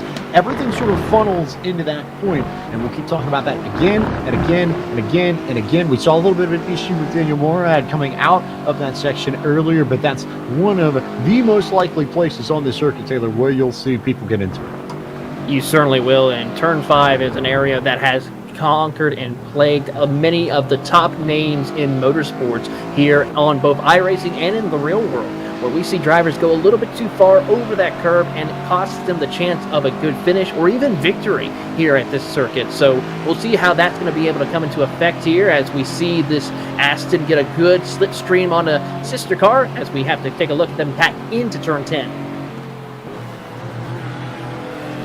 Good look here, and look at that. How about that? So, the Three of a Kind team, that's Steve Myers, the Gottinger Chad Knaus group, they're sending a Tony Kanon's team through the pits for a drive-through penalty. So that should effectively erase that wave around that they got earlier. And of course, all through the donations to the National MS Society. They also have served that penalty, so still a bit of a lead for TK and company. He's up about 20 seconds on Reese Carl for the lead overall, but finding ways to not only negate the lead that they developed, but also help drive that donation number you see in the bottom right-hand corner of your screen up. We're now clear of $27,000. Josh Lee. And keep that number going up. We want to raise as much money as possible tonight for the National MS Society. And a reminder to everybody at home, for all of the drivers and all the teams in the split that we are broadcasting right now, any of these drivers can go in and donate any certain amount of money, and they can get an advantage on the field. And you at home can also donate. Just scan the QR on your screen right now to go to nationalmssociety.org/iRacing and donate tonight. And just like you mentioned, James, just crossing over $27,000. That has gone up a lot from when we began this broadcast. And I don't know, 1 hour down, and we've raised about $10,000 since going live. I think we can keep that number going and go north of $40,000 before the end of the night. And a reminder that you can donate all weekend as well. It's not just tonight that you can make donations to the National MS Society. So lots of fun. You can make things happen as you look on the right-hand side of your screen. A few prizes that you can put in depending on how and when you donate. You can get lunch with Shaq and House at the Speedway Club in Charlotte. You can get a VIP tour of Hendrick Motorsports. You can get team hats signed by some of the Hendrick dignitaries, Shaq and House, Kyle Larson, Alex Bowman, William Byron, a signed winner diecast, the race queen for the 2019 race at Watkins Glen, and some Byron Esports bundles from old William Byron himself. William Byron Esports swag and gear. We know Nick Ottinger rocks that on a regular basis. TB, any particular one of those that might interest you? Well, I will have to say that VIP tour over at Hendrick Motorsports has to be something any NASCAR fan or motor racing fan would love to go and experience. That's my personal pick. I like that. There's a lot of history and a lot of really, really strong race cars over in that shop that have dominated stock car racing throughout the years. And a little bit of road influence too, but all of this, of course, available if you head to nationalmssociety.org/iRacing. That's your hub for donations as part of the Peachtree 3 benefiting the National MS Society. Look at some of the GT4 action here. This is 7th in class on your screen. Reed Gibson, part of that favorite team of Josh's, the Scuderia Chicken House Auto Crashers, which I will concur is a fantastic name. But they're currently in a pretty good battle position as they work their way up through turns 1 and 2 and head to that very tricky turn 3. And they're battling an equally Italian name, Scuderia Medici, as they go up through the S's. So double Scuderias battling through the GT4 field and around the mid-pack there. 6th and 7th currently in class in the 8 and the 20. And keep mentioning it, the glories of multi-class racing. They're having to navigate their way past the MX-5. And here comes a Corvette to throw a wrench into the mix from the bottom of the track to the top. And that Corvette just bullied their way past all these GT4s and MX-5s. But hey, whatever way you got to do it. They were, I think if my eyes didn't see me, 4 wide for a moment coming out of turn 5. Because yes, the auto crashers from Scuderia Chicken House. Reed Gibson currently behind the wheel of that car. It's Erwin Liskowitz from Scuderia Medici. Great racing action between these GT4 cars. I have to say, watching these Astons work their way through, then you have the one of the Juncos racing teams behind him working their way through. He is also trying to work his way up to catch up to the competitors, as currently driven by Maxi Stefano, who's right behind him. But overall, I have to say, Joshua, very respectable racing. We've only seen a few incidents off and on. Of course, we saw Casey Kerwin's teammate Daniel Morad have an off on through the S's. But for most part, everyone's really minding their P's and Q's and really putting on a great show tonight. And I think what I'm noticing now, we saw that black flag incentive be thrown by the 3 of a kind team, and that lead went down to 20 seconds. Now it's down to around 17 at the front of the Corvette field as we see more Corvettes navigating 3 wide around a GT4 and an MX-5 in that occasion as they go through the S's. But now multiple Corvettes trying to work their way through this group of GT4s, but that lead at the front of the overall field is starting to come down. Christian Challoner trying to catch up to the leaders of GT4 currently, and pulling away is Hardpoint by Delta Sport 721, with Schuler still in that number 721 entry, still currently in the lead of the MX-5s by about 16 seconds. A good lead there. A really great lead right there indeed as we are riding on board. I believe this is one of our GT4s, the Aston Martin, as they work their way down the long back straightaway coming through turns 8 and 9 before cresting over the hill and heading down the hill to turns 10A and 10B. A little bit of breathing room as they enter into that section, James. A little bit of breathing room as we now bring in the man that we promised to bring you in. It's the Senior Vice President and Executive Producer of iRacing, Greg Hill. And Greg, we talked to Steve a little bit earlier, and he told us a little bit about his role and how you sort of transitioned into the Executive Producer role. So tell us a little bit about what you do at the company and about today's event, and if there's any information you'd like to share with us. Thanks for having me on. My name is Greg Hill, and I'm the Executive Producer at iRacing. This Peachtree 3 charity race is just such a special opportunity, and I'm really proud of the team for putting it together, all the work that went into it, and of course all the benefit that it will bring to people through the donations and everybody's time and attention. So thanks to everybody who was a part of this. This is also an opportunity for us to engage with our customers and share some information that they might be curious about the future of the product that they all love. So I'll provide a few little tidbits here. I don't want to let too much out of the bag, but enough to whet people's appetite for sure. We've received a lot of questions over the last few months, and especially with the release of the recent Atlanta 2022 config, of whether we had plans for Indianapolis. So I'd like to announce that yes, we do. Our team has actually been, starting about 2 weeks ago when we released Atlanta, sprinting to model the 2022 version of Indianapolis using fresh laser scan, current laser scan, and bring that to our customers in time for the upcoming race weekend, where both IndyCar and NASCAR will be participating in races in the same weekend.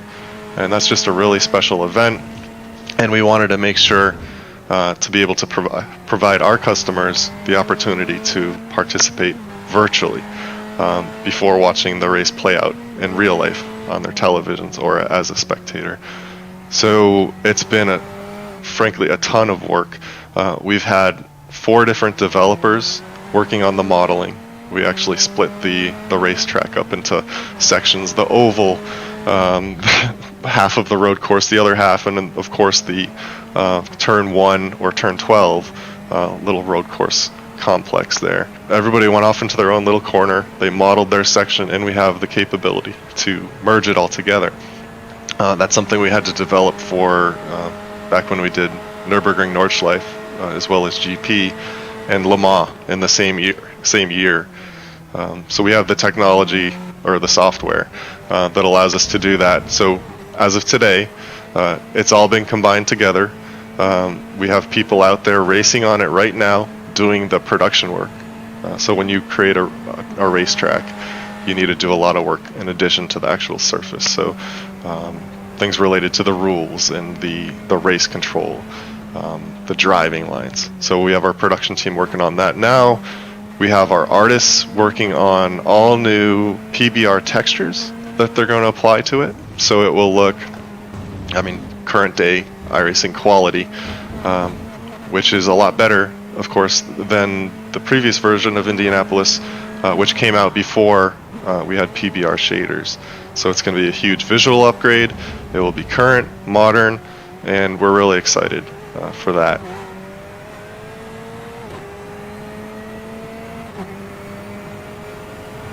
So another black flag for the Tony Kanaan team from the 3 of a kind, that Chad Cannell, Steve Myers, and Nick Ottinger team. So really using those donations to good effect to try and slow down TK, who is just as fast in the sim as he is in real life. Maybe not a huge surprise that we're seeing that in. But that's big news that you share with us, Greg. And I figure you've earned the right to hang out in that sort of Californian home and vacation spot that you get to when you're working on a project as big as Indianapolis. And we know that content's always a big focus for iRacing. So we know about the track. Is there anything maybe feature-wise that you can talk about that's upcoming in the future and on the horizon?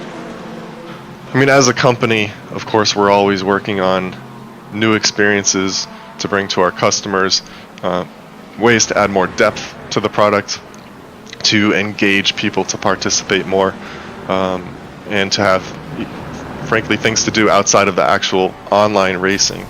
One of the concepts we're working on now that actually, as of a couple weeks ago, is fully functional, just needs polish, is something we're calling active reset.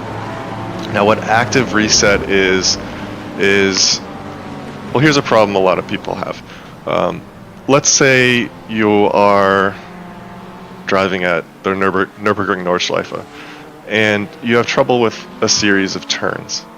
And you really want to hone in on refining your line and finding the best way through those turns. But just the time commitment that it takes to do the full lap, get all the way back to that section is just too much for some of us. So it's a barrier. So what Active Reset will let you do is it will let you, in testing mode only, essentially target sections of the track that you want to practice and then repeat them over and over again, so you can really dial in your approach to those sections. So what you'll do is you'll have a button mapped to your steering wheel or whatever input device you use, and you can create with a button click essentially a point in time. You click it once as you're approaching the section you want to practice. Then you go through that section, whether it be a turn or several turns, and when you get to the end, you press another button, and what will happen is you will be transported back to the original location with all of the state of your race car and the racetrack and your surroundings matching what it was when you created the initial kind of checkpoint. And you'll be able to repeat that.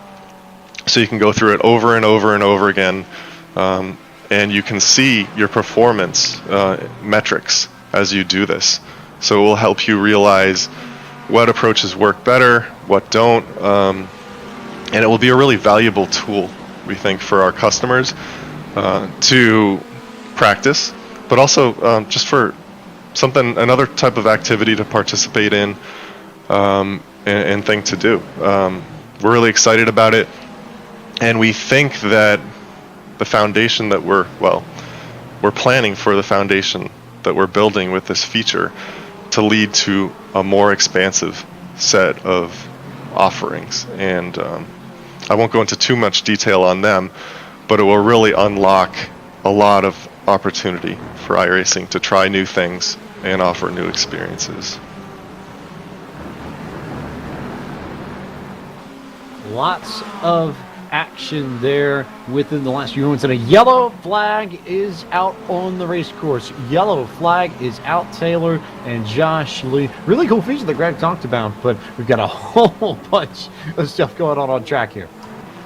Yeah, we certainly do, as we have our second caution here of the night. Thank to Tony Kanaan. He decided that it was best to try to punch up the field a little bit, get a little closer, and I gotta say a lot of action has happened out on the track here as we see the three-of-a-kind machine driven by Chad Knaus, as he had a couple of incidents during that run. So I'm pretty sure he's quite happy about this caution. He is indeed. You might have noticed that while Greg was talking to us about the active reset feature, that that three-of-a-kind car went off over in turn one. Meanwhile, call this the Empire Strikes Back, if you will. But Tony Kanaan and his team have donated to throw the caution flag to try and catch everybody back up and maybe make this a quote-unquote fair fight once again, I guess. I think that was their intention. They didn't do the one with the wave around. That team has already done that a little bit earlier on in the evening. So now they're just going to bunch this field back up, and instead of being 47 seconds off, they're going to be what? Maybe about only 5 from that leader currently, which is the same Soy Kanaan Enjoyers. It's Gustavo Ariel who's behind the wheel of the machine now, and they are currently 7th overall and in class. So yes, maybe a second or two tops. I think it'll be even closer than that once we bunch the field back up. And for what it's worth, three-of-a-kind still in the mix as well, albeit with a little off here in turn one, but still plenty of time to turn it around, TV. Yeah, it certainly is here. We're just past over under 2 hours to go as we'll take a look at this replay of what happened to Chad as he tries to rework his way through the circuit. But watching here, he's coming down the back half of the course, heading over into turn 6, passing one of the Mercedes, and there's the contact. And I think if I'm right looking over the numbers, that might have been either Casey Kerwin or Daniel Morad behind the wheel of that Mercedes who made contact with Chad Knaus. So what we need to know is that he got a little bit of help. I think that's the most important piece to draw from that, is that he certainly wasn't alone in that incident and got turned a little bit there. But again, unlimited fast repairs as well. So plenty of opportunities to fix your car up and get yourself back righted once again, Josh. And I think we do have a little bit of evidence that it might have been that team with Morad and Kerwin, because over the in-game chat with Casey Kerwin, it was sincerest apologies, please don't ban us, the latest message from the eNASCAR competitor. What's funny is that I can hear Casey saying that out loud, and it's almost even funnier because there's a certain way that he talks with stuff like that, but always is a good sport, always likes to have a lot of fun. Both when he's racing and when he's talking about the sim. He's such a passionate member of the community, and definitely fun to be around with everybody. As we'll see all the folks try and figure themselves out here and get themselves sorted before we go back green flag racing. Yeah, we see a lot of drivers making their way down towards pit road in order to service, fix some damage, and get a brand new race car to go back out onto the circuit. But with all the pit stop cycling right now, as there you see the 3-of-a-kind machine, driven by Chad Canals, working his way through to catch up to the leaders. It's Reese Carl who will hold on to the race lead overall in the number 4 machine.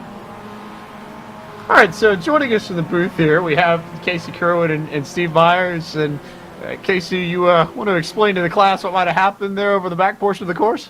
Yeah, I think my teammate Dan slightly misjudged getting back in line behind Chad a bit there, and might have caused a slight incident. Maybe Steve could give his opinion and probably double down on that. Definitely was a poor decision made there because thankfully Chad's in the car and he's a much better sport than I am, so I think he's fine. But I will say that there was some choice language that was used in the direction of your vehicle. Yeah, that it's probably warranted. No, but this is the only chance that we get to drive with professional level esports drivers. So we're just honored to be in the race. If you all had the broadcast up, we're going to replay it again. But Steve, we maybe going to see a punishment with that Morad machine, maybe a donation and a black flag, perhaps. We still got plenty of time left. I think our strategy is really mostly about how to ruin Tony Kanaan's night at this point. So I think. I think I just heard that he threatened to go broke to make sure that he wins this race tonight. So I think that's where the direction should go. If anyone wants to try to penalize anyone, I would suggest going in his direction, because it sounds like he's willing to go broke to make sure he wins. So I think everyone wins in that scenario. Yeah, he has been pretty fast. Casey, how do you all regroup on your end and try and go after the class-winning GT4? Yeah, we've talked about a million different strategies. Along with that incident, we're getting close to the incident limit for a pass-through, so that's going to come into play a bit. So also with having to take a fast repair and all that, we kind of messed up the strategy for when you're going to do the driver swap and all that. So we don't really know what's going to happen. Boo-hoo. Yeah, boo-hoo, exactly. Well, it was self-inflicted karma on that end, but yeah, we're still having fun. We'll see how it plays out. I'm sure there may be some more safety car donations and things like that, so we'll see how it all plays out. But we'll try and stay Casey, on the track a bit better. Have you already been in the car? I have not been in the car yet, no. So I'm about to go in, so just make sure that there's not a repeat, okay? Yeah, I'll make sure. If I'm near you, I'll drive myself off the racetrack to make sure it doesn't happen again. Or do some blocking. That's even better. I'll let you through and then just fully defend against the other GTEs. Force them the long way. Well, Steve Casey, thanks for your opportunity to explain this incident here. We'll let you all get focused back on your racing, but thanks for the time as we'll bring it back here to our live race and get ready for the green flag, which will be coming out next time by TV and Josh. So, Taylor, any expectations here for this restart? Oh, it's going to be exciting to see how this restart's going to come about. We've already gotten a little bit of racing going through this race now. Drivers have already been mixed up. You already see, as we are on board with the iRacing pace car here, of how intermixed it is. We have in the first 3 cars a GT4, a Corvette, and a Mazda. So it's just going to show how chaotic this restart is going to be when we take the green flag.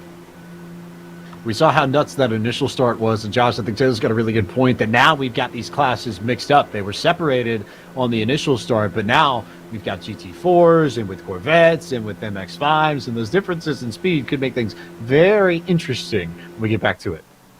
We've got a little bit of more GT4s up close there as we see the 3 cars, different car types that we have racing here at the front. But how about that gap in the MX-5s with Giancarlo Schuler still in the lead there. Hardpoint by Delta Sports 721 in the lead by a full minute on Oris Racing and Franco Escobar, who sits in second place in the MX-5. So even though we're bunching up, they still got a pretty good gap that they can work with. Pretty sizable stuff. It's not quite the same in GT4, however, where it is, maybe a car length or so between Christian Challenger and Cameron Martineau for the hardpoint by Delta Sport team. We talked about them in GT4 all night long as we go back to Green Flag Racing in this Peachtree 3 benefiting the National MS Society. How about carnage already at turn number 1 as we see the incident right there as they enter, multiple cars involved from multiple classes. As they try to gather it back up, there's one of the Corvettes who is turned around.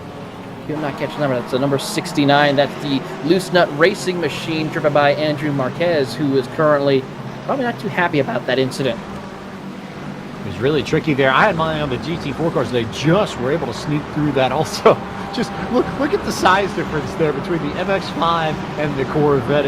It's almost like looking at a little 164 diecast compared to the real life thing. Such is the difference between those cars and the speed as well. Look at these Corvettes just weave their way on the straightaway through the GT4s and the MX-5s, Josh. And they got to be careful when they do that for that thing right there, as 2 MX-5s tried to go side by side, and the Corvette was trying to blend back up and into the racing line off the apex of that corner at turn 7. It almost led to carnage, did not as they went to the back straightaway, but more great views of that Corvette getting now by another GT4 as the battles get resumed once again. And I believe Tony Kanon's team might have donated another $1,000 and got another wave around. 55 seconds is the gap at the front of the field now with the Corvettes. Using that donation button to their advantage up to 28K. Also of note, I saw one of the mid-pack cars in Corvette go off and miss the braking point in turn 12. Believes that was Kev Brooks. So just a little note there. He slid down the running order just a little bit from where he was back to, I believe, 9th overall in class. Meanwhile, you're taking a look at some of the cars right around Tim. Looks like you've got Don Schweirak behind Tim, one of the GT4 machines, and an MX-5 there as well. Yeah, you see the speed differentials. We hear it. These 2 Corvettes will battle and jockey for position as they head their way over into turn number 5. That 75 machine of Don with the Pure Sims Esports really putting the pressure on Kev Brooks as they come out of turn number 7, heading down the back straightaway through turn 8 and 9. They like to do a slipstream to try to close the gap between these 2 Corvettes. It's right on the back bumper as they work their way through, and you see them 2 Mercedes also battling position in the GT4 class. You'll look to the inside, side by side. So as the 2 continue to battle, we've got one more question with our executive producer of iRacing, Greg Hill. Greg, we've had a lot of conversations, and I know a lot of the base of iRacing have been talking about rain since it was first teased almost a year ago, I believe. Can you give us any details on how the development of rain is going with iRacing? Of course, one of the biggest questions we always receive relates to rain. We shared a little bit, tidbits on rain over the last year. It's a huge project. We were able to get the essentials put together by early this year, late last year, where we were driving around. Our weather script was running. We were able to get the rain tied into a forecast and all the core systems operational. We've spent this year really honing in on kind of the graphical component, which is important, that it looks right. The physical component, where it's important that the car behaves correctly, and the tire in particular behaves correctly, which has been a huge project because we're not going to just implement rain kind of with half measures. Our tire is actually simulating the channels on the tread and how those channels interact with the water, with the puddling, and how the water would flow through it. How the water absorbs into the track, how the water absorbs into the off-track areas. and the kind of requirements for all the different race cars and how their tires handle these situations and creating the modeling for those. So there's been a lot of work on that. There's been a lot of work on the user experience side of it. So essentially how you, as iRacers, will create sessions with Rain, how you will be able to basically lean on real world data if you want to create kind of a scientifically accurate experience based on the location, or if you want something more custom, well, we're going to give you the power to fully design it and set up your own keyframes for an entire event and create the experience that really you want. That's been a big part of it. Of course, it's a huge project. I'm hesitant to give timelines on when you guys might actually be able to experience it yourself, but we're all working hard. It's a full company project, really, and we're excited about it. We want to make sure it's right. We want to make sure we nail it, so bear with us, and we're really excited. We're excited about it. So. A lot of interesting information from Greg Hill, Senior Vice President and Executive Producer of iRacing. And from Greg, we turn to another special guest who we'll bring in now, owner of Letarte Esports and the eNASCAR Coca-Cola iRacing Series, and also part of the broadcast team for NASCAR on NBC. Steve Letarte now joins us. And Steve, how are we doing on this fine evening, and how are you enjoying your view of the Peachtree 3? Having a great night. Super entertaining race. I love to see Chad get sent off into the gravel. That was an A+ moment for me. Raising a lot of money for a good cause. Kanaan, though, I mean, I've been watching. I think Kanaan's team is dead set on winning the night. I think you certainly have a point with that, between the donations and all the actions that have taken place on track. But most people know you for your NASCAR expertise, and rightfully so. But you've also been pretty involved with sports car racing as of late. I guess the easy question for me is, since we were both at the Rolex 24, did you freeze as much during the overnight portion as I think all of us did?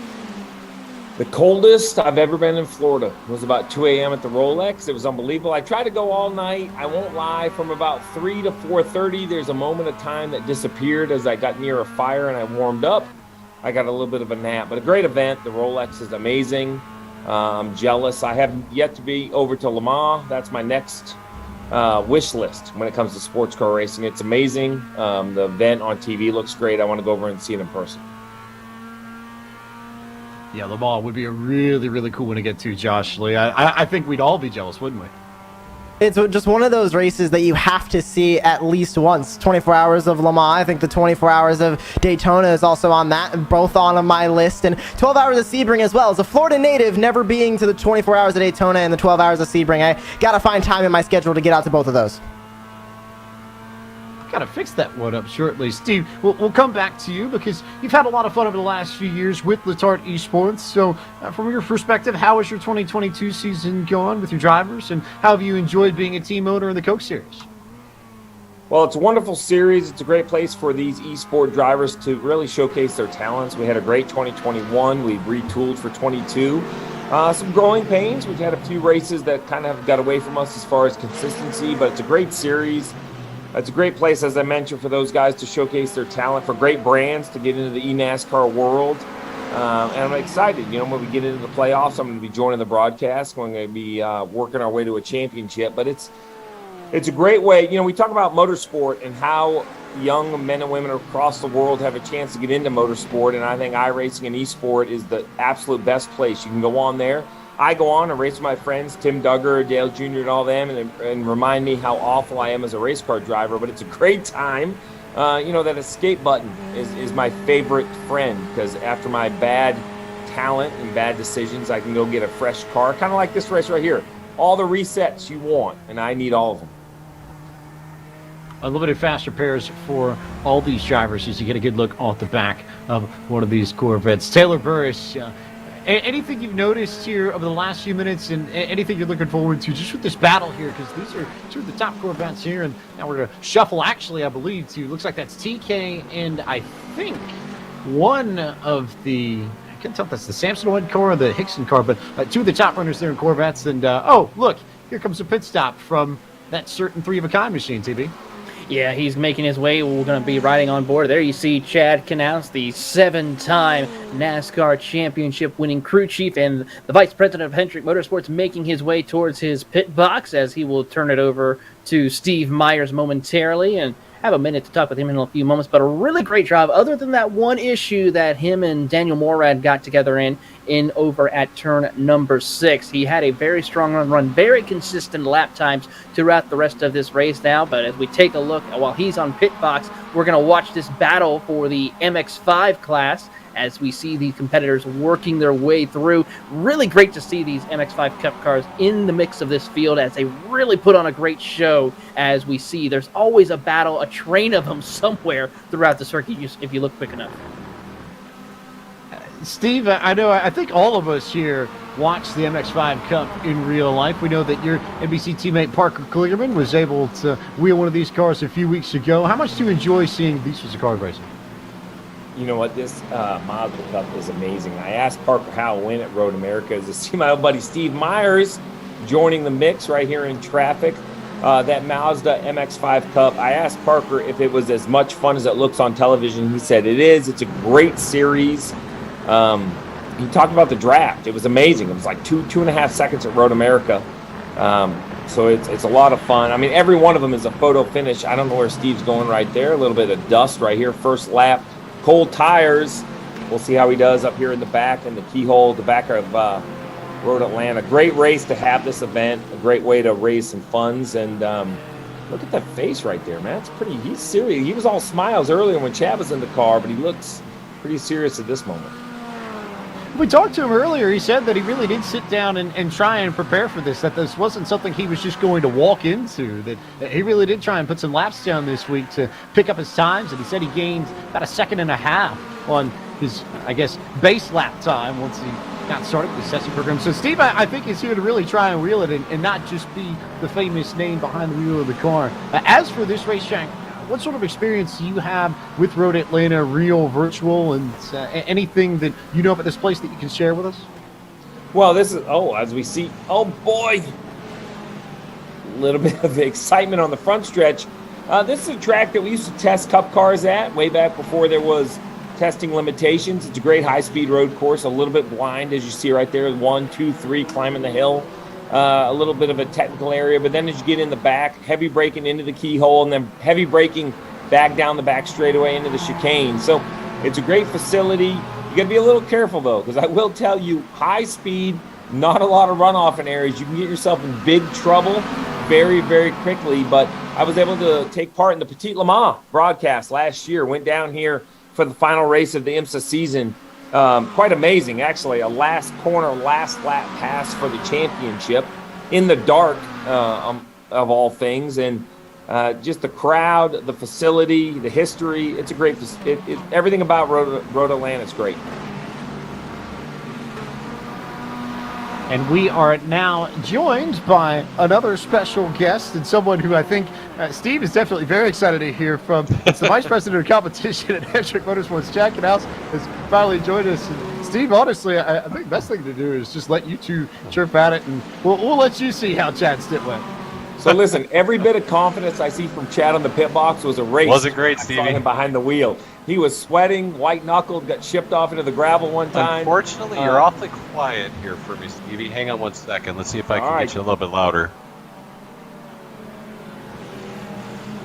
We got to get Chad. Chad's got to turn me up because I got to harass him a little bit. It was an impressive run, one altercation on the track, but overall, I mean, you handed it off to Steve. I thought it was a decent run. Looked like you were having some fun. Yeah, Stevie, it was a good time, man. We had a lot of fun. You know, to be able to go out there and raise money for a great cause was just awesome. Unfortunately, had a little accident there, got taken out. You know, that happens. And look, I'm going to say I was taken out. I may have maybe crowded them a little bit, not really sure, but hey, nonetheless, it was a good time. It's for a good cause. It's the second year in a row we've been able to do this with iRacing to help support the MS Society. Really affects a great friend of mine, Meredith Jaggard, out in California, and her lovely sister is one of my best friends. So she runs a lot of these organizations for a lot of these initiatives with the MS Society, and I'm super proud of her and super proud of everybody participating here today.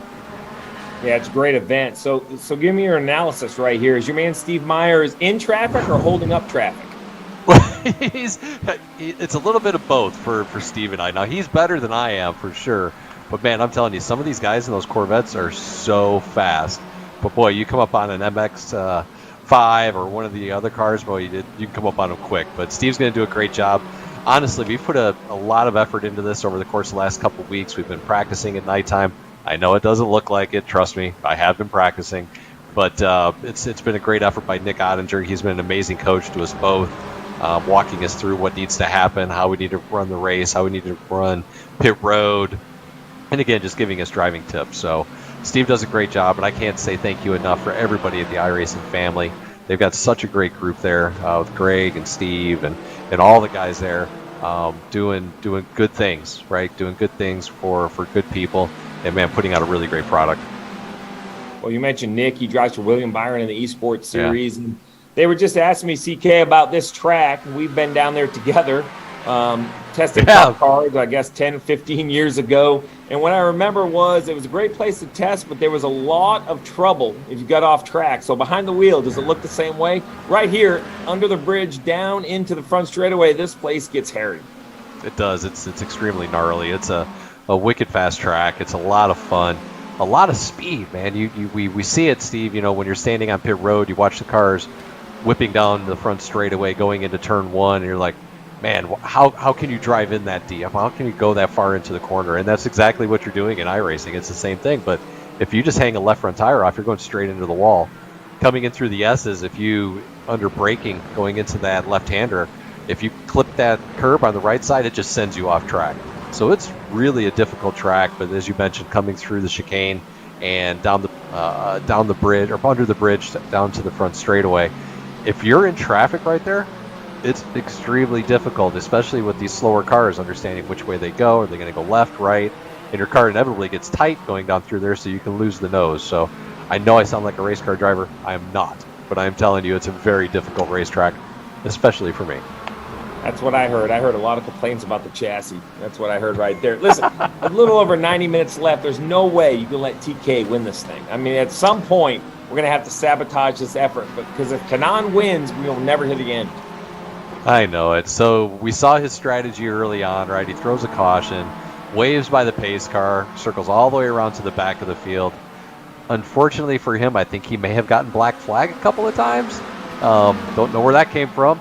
Don't know, but we'll have to see how it all shapes up here in just a little bit. Unfortunately enough, we were under caution, and he had gotten black flag, and then he got a wave by again. And I was warming up my tires, and he came by, and I almost hit him. Or well, actually, he almost hit me because I was ahead of him, right? So that would have to be how it worked. But we'll have to see how it all shakes out. I have a good feeling for my buddy Nick Ottinger. Once he gets in the car, all those laps he's had with William Byron Racing, I think he's going to be in a pretty good spot.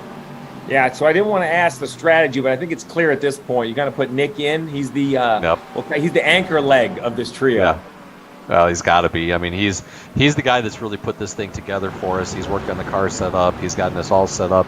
He came over here and helped get my SimSeats rig all dialed in and ready to go. He and Jennifer Jones were here for hours making sure everything was right, ready to go, prepared for me to hop in here and go racing. Because honestly, as you know, Steve, I have a day job and I have some other jobs. So there's a lot that I have going on, and I didn't have a lot of opportunity to get everything squared away. But Nick took a lot of his own personal time to come over here, get my rig set up, get everything squared away, all my buttons configured so that we could get out there and race, along with practicing with Steve and I and coaching us along the way on how to drive this race car, actually.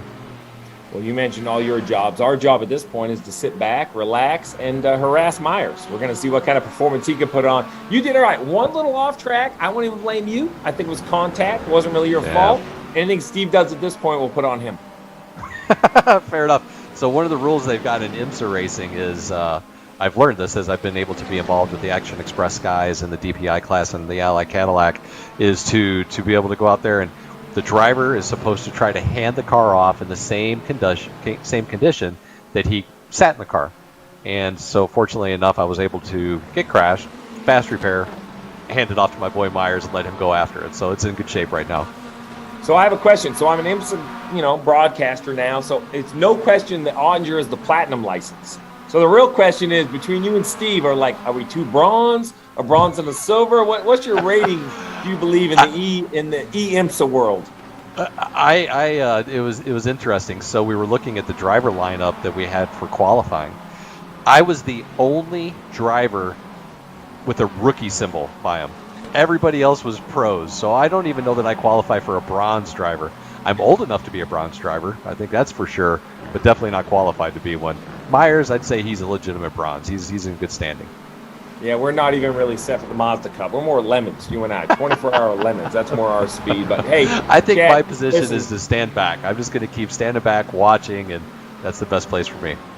Listen, man, I want to tip of the hat to you. I know how much work you have at Hendrick and all the different jobs you have, but to take your time for such a cool event to raise money for a great cause, this is impressive. It's fun to watch. I like to harass you, but I can actually say that I'm worse than you. There's zero doubt. I could even make laps at Road Atlanta. If you want to go to Wilkesboro and Oval, I might have a chance, but on the road courses, not a chance. But this is a great event. You should be proud. Second annual, and it's another great success. Oh man, Steve, again, thank you for spending some time and coming out here and participating. It really is a great cause. There's a tremendous amount of folks that I've newly found out over the course of the last 2 years that are affected by this terrible disease, and it's something that we need to make sure we pay attention to as a community, as a world, as a society, to try to help the folks that have this, and let's go find a cure, and we'll be back here this time next year doing it again. All right, maybe I can find a car. I got to move to the Mazda series, though. I can't have that Corvette. That's too much pressure. I got to be on the slowest class. All right, Stevie. Thanks, buddy. I think it's time for me to go get a drink. Good call. Appreciate it. Good luck for the rest of the day, guys. So impressive to talk to Chad. And as I mentioned, under 90 minutes to go here at Road Atlanta. For him to sacrifice his time, donate his time, this is an amazing cause. And, it's always great when you see a guy that called his shots for 7 championships to get beat up behind the wheel, but I'll be the first in line to pick on him. Yeah, I think you have a certain amount of credentials to be able to do that, Steve, that we certainly don't, as we get a good look at some of the GT4 action here on the racetrack. But yeah, I like that thought of you and a Mazda too, by the way. Maybe get you and PK together for this next year. That to me, I think would be a pretty entertaining team. Listen, I'll join the ranks, but I'm going to handpick my team. Parker's probably on the list. I have a few other guys in the esports series, my own drivers as well. I'm going to have a stacked team, and my driving time will be minimal, very minimal. Well, we've seen that strategy work out for people before, so we'll keep our eyes on it and see how it goes. Also know, should have a lot of fun here watching this battle in GT4 once again, and a few replays that are going to come up of some of the fun that we've seen over the past few moments. Look at this, Steve. How about this? And we mentioned it a little bit, but how tricky it is to work your way through the chicane here and how crazy the traffic can be, especially cresting over the top of this hill. I really think this is the toughest part of all of Road America. Really is entering the front straightaway right here down into the last corner and then exiting the front straightaway. Although this is a new level of chaos right here. But exiting the front straightaway as well. Turn 1, 2, 3, that combination up the hill. It's very blind. It's very easy to overdrive. It's a fast sweeping racetrack. And as Chad mentioned, you have to be aggressive to find time. But the risk is very, very high. You drop one tire, it can drag you off course. You can have a major impact. So there's a lot of places that have big mistakes. I think that's what makes this a wonderful track for any sort of endurance race, right? Because you have to try to manage the distance over risk, and that's really the beauty of anywhere. We go to Daytona, it is 24 hours. Sebring's 12 hours, but I think Petit Le Mans is perhaps the hardest race that IMSA runs because it runs into the evening. So you kind of find some comfort in the day, and then as the sun goes down, the track degrades, the potholes outside of the curbing become a bigger issue. I believe this is one of the toughest tracks to go find success at. Challenging circuit for any car. It's a great circuit for any car, but it's challenging equally just the stage. Steve, thank you so much for your time this evening with that great interview with old CK, and we'll definitely be watching you and your Letard Esports drivers on Tuesday night when the eNASCAR Coca-Cola iRacing Series visits Pocono. Best of luck to them, and best of luck to you as you continue your adventures with the NBC team this season. Thank you. Yeah, it's been a great start to the NBC season. We've had a couple great races ahead of us, and we're looking forward to New Hampshire this weekend. Atlanta is nuts, to be quite honest. It's drafting. It's crazy. The mile and a half will go up to New Hampshire, and it's going to be a lot of fun. But appreciate you all. You guys have, donated your time to this event to call the action, and we really appreciate it. Chad and I are great friends, and he told me how much this event means to him and the money it raises. So thank you for y'all's time. And got, like I said, under 90 minutes to go now. I'm going to wait till Myers gets out, then I'm going to text him and harass him for all the mistakes he made. Seems like a fun theme there for Steve Lechart, part of the NASCAR and NBC team and owner of the eNASCAR Coca-Cola iRacing series of Lechart Esports. And we now return back to some of these GT4 battles. Taylor and Josh, and Taylor, believe we've got Tyson Meyer on screen once again, looking for maybe a spot as they go down towards that chicane at the bottom of the hill. Yeah, Tyson's trying to break inside the top 10 in the GT4 category right now. He's got a little bit of work to do as he's trying to catch up to the EJ Bird machine in the right ahead of him as they crest down into turns 10A and 10B before coming up over the hill. But Tyson has had a couple of issues throughout the race, but has been able to recover so much, and of course out there having a great time. You see one of the Corvettes making quick chase of them as they come out of the final corner across the start-finish line here. And these drivers have really been having a time here, watching through, having to negotiate through the slower traffic, as well as keeping an eye on the faster traffic of the Corvette class. That's what makes this class, the GT4 class, so unique and different, because you're able to hold your ground against the Mazdas, but you have no chance whatsoever to keep up with the Corvette class. And it's so critical because you're in the way and then you're out of the way, and trying to find that groove and rhythm in order to still battle, like we see here with Tyson as he gets a good run out of turn number 5, but also has to watch out for trouble as we see some more Corvettes go battling with some of the Mazdas. Josh, how would you feel to be a Mazda in this situation where you've got GT4s and Corvettes all just blitzing past you and there's not really much you can do about it? Oh, it'd take mirror driving to a whole nother level. I mean, take a look behind him. Another Corvette. That's the Tony Kanaan entry going right on by this MX-5 that we're on board with. It's just the nature of multi-class racing. These MX-5s are the slowest cars on the circuit, and we saw the chaos on the front straightaway in the replay a few moments ago. We just saw it there when that MX-5 was coming down the front straightaway. Just, you can reach these moments where there's so much happening around you, multiple different car classes meeting each other at once, and fortunately did not end up in any incidents on the front straightaway that time by, but my goodness, it got close on the exit of that final corner. And you can see how tough it is to work your way back up out of the S's. We saw some cars go off in the grass just to make sure that they had room, but that's easily the narrowest point on the racetrack. It very much is single groove through there, Taylor. We talked about it a few times, but I think it's almost impossible to stress because it's almost a completely different feeling when you're behind the wheel. It's, I think, really hard in any way, shape, or form to describe just how tricky it is to get through there.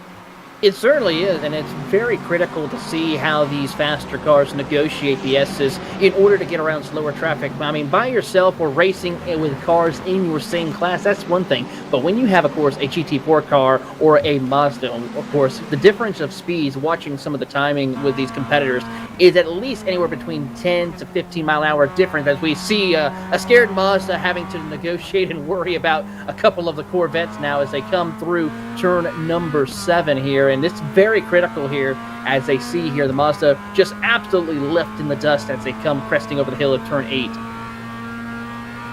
Brendan Grosh in the 7 machine. Look at the Corvette just blitz past. That's a big move there from Michael Day, who currently is 12th overall in class. But yeah, if you're these MX-5 Cup cars, you are sitting ducks by comparison, and then you still have the incredible battles to work through within your own class as we get another look at the GT4s. And I want to go back to a point that Taylor made with the GT4s, because yes, you do sort of sit right in the middle, sometimes literally, of the action coming on the straightaway, but this GT4 class is the only one of the 3 that has multiple models within the race. And because these cars are laser scanned down on the millimeter by iRacing, there definitely are a few little quirks that are different between your BMWs and your McLarens and your Aston Martins and your Porsches and company, and that makes things a little bit different in ways you wouldn't necessarily expect, Josh. James, we mentioned at the top of the show how new that Mercedes-AMG GT4 is, just added in the last build here on the iRacing service. So these drivers are still learning how that car works, and all of these GT4s are different. And then we get a great look at the Aston Martin here, another new GT4 added 2 builds ago back in the spring, but new GT4s, yes, they have just sort of the same build, general build to them, general speed, but they all have these different little quirks as we see the Samsoid Canon Esports entry go right on by this MX-5 that we're on board with. Gustavo Ariel cutting through traffic in the lead by 52 seconds. To be waiting for a wave around here or something for that car. I figure they're going to get another one with the gap that they've got as we go back to some of the TC4 racing. But also worth noting down there, bottom of your screen, we're up to $31,000 donated to the National MS Society. That number has steadily climbed over the course of this broadcast. You can head to nationalmssociety.org/iRacing if you want to donate to the Peachtree 3 and help raise money for the National MS Society, or you can scan the QR code on the bottom right-hand portion of your screen. Use that to donate from your phone, so whether or not your desktop, laptop, mobile phone, whatever, plenty of ways to donate, plenty of ways to raise money for a great cause, Taylor.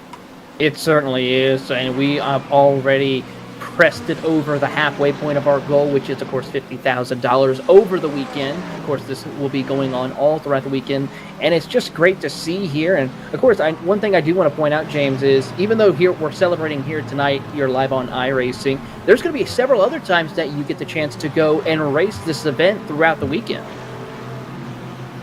Yeah, you have the opportunity to compete in this event. You have the opportunity to donate in this event. There are so many different ways to get involved with Peachtree 3. And if you want to get involved with iRacing and you want a little bit more information on how to start your iRacing career, if you haven't had the chance to get involved with the sim, haven't had the chance to drive, then you can log on to iRacing.com today, and you can go find a little bit more information about all these cars, all these tracks. So much available to members of iRacing, and so much fun to be had, not just in road racing, Josh, but across so many different disciplines of racing as well. From dirt road to dirt oval, from oval to road, and more things getting added in each build. Now is an amazing time to be a part of the iRacing service, and 40% off brand new memberships currently right now. And if you want to race in the Peachtree 3 and have your team entered, well, another split is going off at 11 p.m. Eastern tonight, 6 a.m. Eastern tomorrow, and 2 p.m. Eastern tomorrow as well. And you can donate to the National MS Society, nationalmssociety.org/iRacing. all weekend long as we continue to grow and grow and grow the amount of money that we've raised. On somebody, again, I'm waiting for some of these strategy plays. We've seen a few wave rounds. We've seen a few penalties. We've seen a few black flags here, courtesy of the donations. I have to believe we're going to see a little bit more of that. And speaking of those donations and those penalties, we've got, shall we say, two of the perpetrators, I suppose, of all of those. We've got Jack Knaus and Tony Canon with us. Tony, we'll go to you first since we've not had the chance to speak with you yet. So can you sort of talk about the strategy behind all these penalties, these wave rounds, everything that you all are doing with the donations to try and get your car up front? The strategy is to win. It doesn't matter whatever it takes to win. And, you know, I have to say, Chad saved me some money because I was going to give him a black flag and then he black flagged himself. So he got stuck and I felt bad. So I didn't want to do that to him. So, you know, I mean, it's great to be part of it. I mean, I love sim racing and it's a great cause. So obviously it's all for fun. But when we get to racing, I said, I want to win this thing. I told Greg this afternoon, you know, if it's helping the cause, it's helping the cause. I actually texted Jimmy just to say, hey, Jimmy, would you put some money to Black Flag Chad? And Jimmy gave me a budget, so we're good. Well, see, I had to put that out there just because of my inability to run competitive lap times. I have to do something to try to get an advantage, and it still didn't work out for me. But Tony, man, I really appreciate you coming on tonight, supporting a wonderful cause. It's near and dear to my heart, and it's been a tremendous amount of time of fun time tonight. It's been. I'm not a race car driver, as you know. I've tried to tell Jimmy how to drive race cars for years, and he always tells me, let me drive and you crew chief, right? And I need to make sure I keep it that way because, man, there's some talent out there on that racetrack this evening. Nah, well, thanks for having me, Chad. And obviously, I've heard so many good things about. I mean, watching you and Jimmy for many years, and of course, sharing the car with Jimmy for the last 2 years. I heard plenty of stories. So glad to be here. Thanks, iRacing, for the opportunity. And we have a race to win, and I will do whatever it takes. So we'll see what's going to happen. Well, let's see. Right now, so you are almost a lap ahead. It looks like second place. You got a 54-second lead over the number 1 car, it looks like. Yeah, but I have some haters, I heard, that they're going to black flag me, so I got to be prepared. So we'll see. We'll see what's going to happen.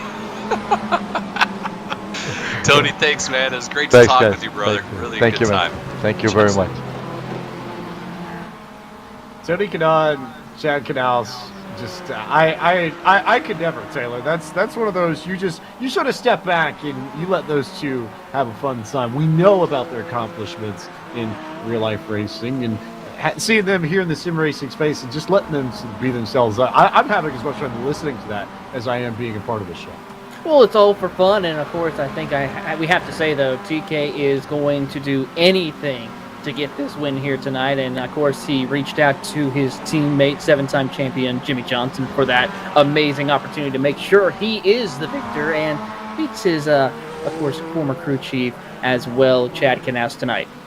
And behind that cheery personality that we've come to know and love over the years, Joshie, let's make no mistake about it. Not only does TK have a fighting spirit, but he's also someone who, especially in the last year or two, I've noticed is really trying to build the sim racing side of his brand. He too streams iRacing consistently on his own personal channel, so he's got his own following that he's bringing into the Peachtree 3, and this is something that he's tried to really figure out to become just as fast in the sim as he is in real life.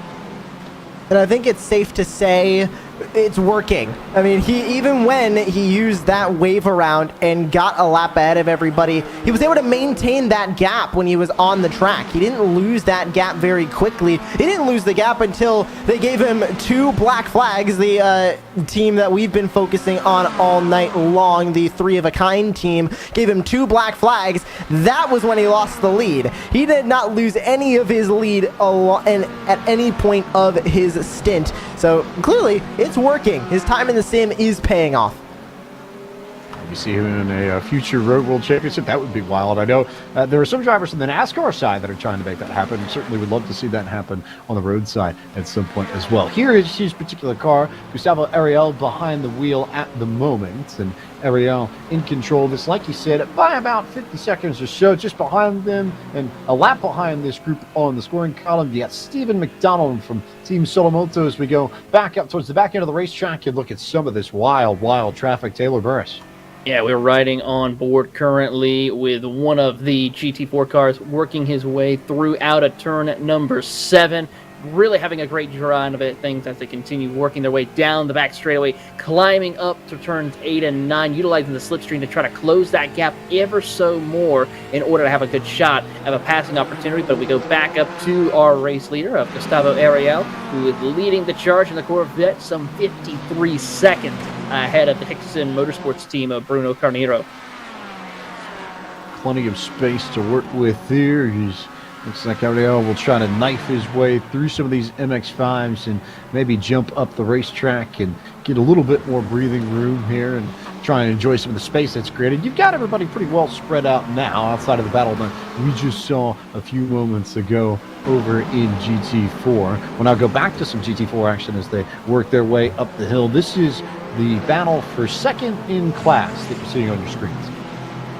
And that is a battle between the hard point by Delta Sport GT4, Cameron Martineau behind the wheel currently there, and the number 8 machine, one of the many Scuderias currently in the field, with Erwin Lucas Liskowitz behind the wheel currently. And this race for second in GT4s, how about that traffic in front of him? It's not just the MX-5 they're navigating their way by, it's also fellow GT4s that are a little bit slower off the pace and one lap down that they're going to have to navigate their way past too. This is not going to be an easy maneuver for either of these GT4s that are fighting for this second place, and you can add on 4th and 5th into this battle, as well as Alberto Blasco in the XBD Endurance solo entry, and Riley Thompson in the accurately named Team Riley Thompson entry are also close together in this top 2 battle.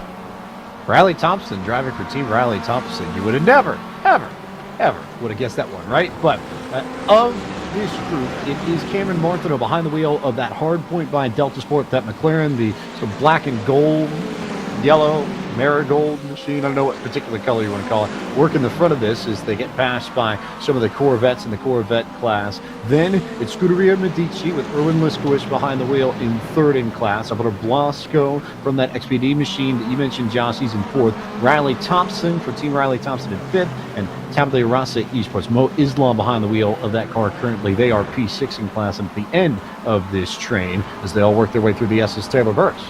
Yeah, looking over Cameron Martineau and some of his stats, he joined the iRacing service back in 2018, and he has had a stellar performance driving on the roadside, picking up over 200 wins on the service, and he knows a thing or two about driving these GT4 cars, as he has had a great job in this season running some great races overall, but putting on a good show, trying to see if he can catch up to the iRacing staff member and the Team iRacing Porsche of Christian Challenger, but he's got a little bit of work to do and has to hold off a barrage of GT4 cars as one of the Corvettes are barreling down the front straightaway, headlights ablaze as they head down into turn 10. You try and sort your way through that traffic, that's worse than some of the Atlanta belt loops at some points. We know how wild those can get at rush hour, but Martineau makes his way through. These cars are all about 13 seconds, maybe 14 seconds back of your class leader, Christian Challenger. Yeah, plenty of potential here. I've seen Martineau race, especially in GT4 and GT3 competition on the service, and can confirm, Taylor, that he is a stout competitor, plenty of speed. But then again, Josh Lee, you can say the same about everybody here because this is top split. You don't just walk in here and magically appear. The right to race in this is something that these drivers have earned throughout the course of their iRacing careers. They have built up their iRating. They have proven that they are some of the best, and that's why they are here in this top split and just happen to also be on the broadcast split as well. And that's why we're seeing this level of racecraft that we are. We haven't really seen too many incidents between car-on-car contact. I mean, we saw the one, of course, with Chad Knaus going into the barrier with a little bit of help from Daniel Morad and Casey Kerwin's team in the GT4s, but great side-by-side moment there with the MX-5s and the GT4s, and we get a great look through turn 6 and 7, two of the slowest corners on this track, and how they are affected by the traffic in the multi-class racing. We saw multiple GT4s, multiple Corvettes, multiple MX-5s trying to navigate their way through there as we see down the hill into turns 10A and 10B, the overall leader and the leader currently in the Corvette class, Gustavo Ariel behind the wheel of the Samsoid Canon Esports entry and some 50 seconds in the lead still, using that wave around that they got under the caution to their advantage. And look at the difference in traffic around this car compared to the battle. Incidentally, it's that battle for second in GT4 that's just behind Ariel. That's the first big group behind this car. But compared to what we saw with the GT4s, where there were MX-5s and Corvettes all over the place, they reversed. Look at this. Nothing. Save for, I believe that's the one MX-5 in front of Ariel around him while he progresses through this race, clicks off these laps, gives you the chance to focus, to hit your marks, and maybe hit a few quick lap times as well. And he has certainly done that, and look at this, he makes quick work of that MX-5 Cup car and smooth sailing for him, no pressure from behind, no pressure up in front of them as he's coming up to keep lap Christian Challenger in the Team iRacing Porsche. But overall, that he's just had smooth sailing. Of course, we'll still have to wait and see. There's still a lot of things can happen. I'm pretty sure some teams are trying to strategize late in the going to see if a certain team will receive any penalty as we ride on board with the Mazda MX-5, and we saw the BMW work by quickly, and now one of the Corvettes as they work their way heading over into turn 6. Up into turn 6 they go. This, I believe, is going to be, I think, this, trying to see which particular car this is. This is Mitchell Welker, Project 2, Project 2 Gapplebee's machine. A contender for a pretty strong name there, Josh Lee, I'd say. It's definitely one of the best of the MX-5s, but I do think time for car, back pain, and eye strain racing, currently 8th in the MX-5 class, is another great one. Of course, hard point by Delta Sport or is racing Diego Krug, another accurately named one. Diego Krug behind the wheel there as well, as we see off the back of another MX-5. I count 1, I count 2, maybe even more Corvettes, as here they come in the mirror. action coming as they work their way out of turn 5. That was neatly executed there, TP. Could have been very, very hairy for a moment, but you see that full machine just blitz by, and it's Ryu's car behind the wheel of the Corvette, and they clear the traffic. And now, if you're the MX-5, you can really... And not quite yet, as one more Corvette comes by quickly, and then GT4, so he will now have some breathing room to get things rolling. But of course, I gotta say, James, we see this QR code up. It's time to make sure for those who are watching to scan and make sure they donate. We have already hit over $30,000 in donations for the National Multiple Sclerosis Society, and I gotta say, we're getting a little bit closer. Can we hit 50,000 before this hour left to go in the race? Yeah, we'd love to see this number peak up, but you can use that QR code on the screen there to donate from your mobile device and chip into the $31,000 plus that we have donated to the National MS Society as part of the 2022 Peachtree 3, this iRacing special event for the National Multiple Sclerosis Society. Good look here at some of the MX-5s working their way up towards the hill, where you can just about go full tilt with these things through that corner. It's the only car in this field where you really can't go crazy, but again, you still have to get on the brakes in turn 3. And take a look at the MX-5 here. That is eventually going to be passed by these two GT4s. There goes one. One cannot work their way around, but this is the 36th entry in the MX-5 class. That is Diego Krug, currently running in 5th.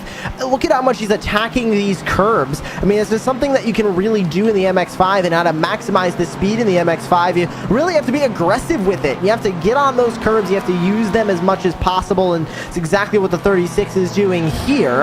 And of course, not the raw speed to keep up with the GT4s or the Corvettes, but I gotta say, maybe the most fun vehicle that any of these drivers could have chose to run here tonight in the Peachtree 3.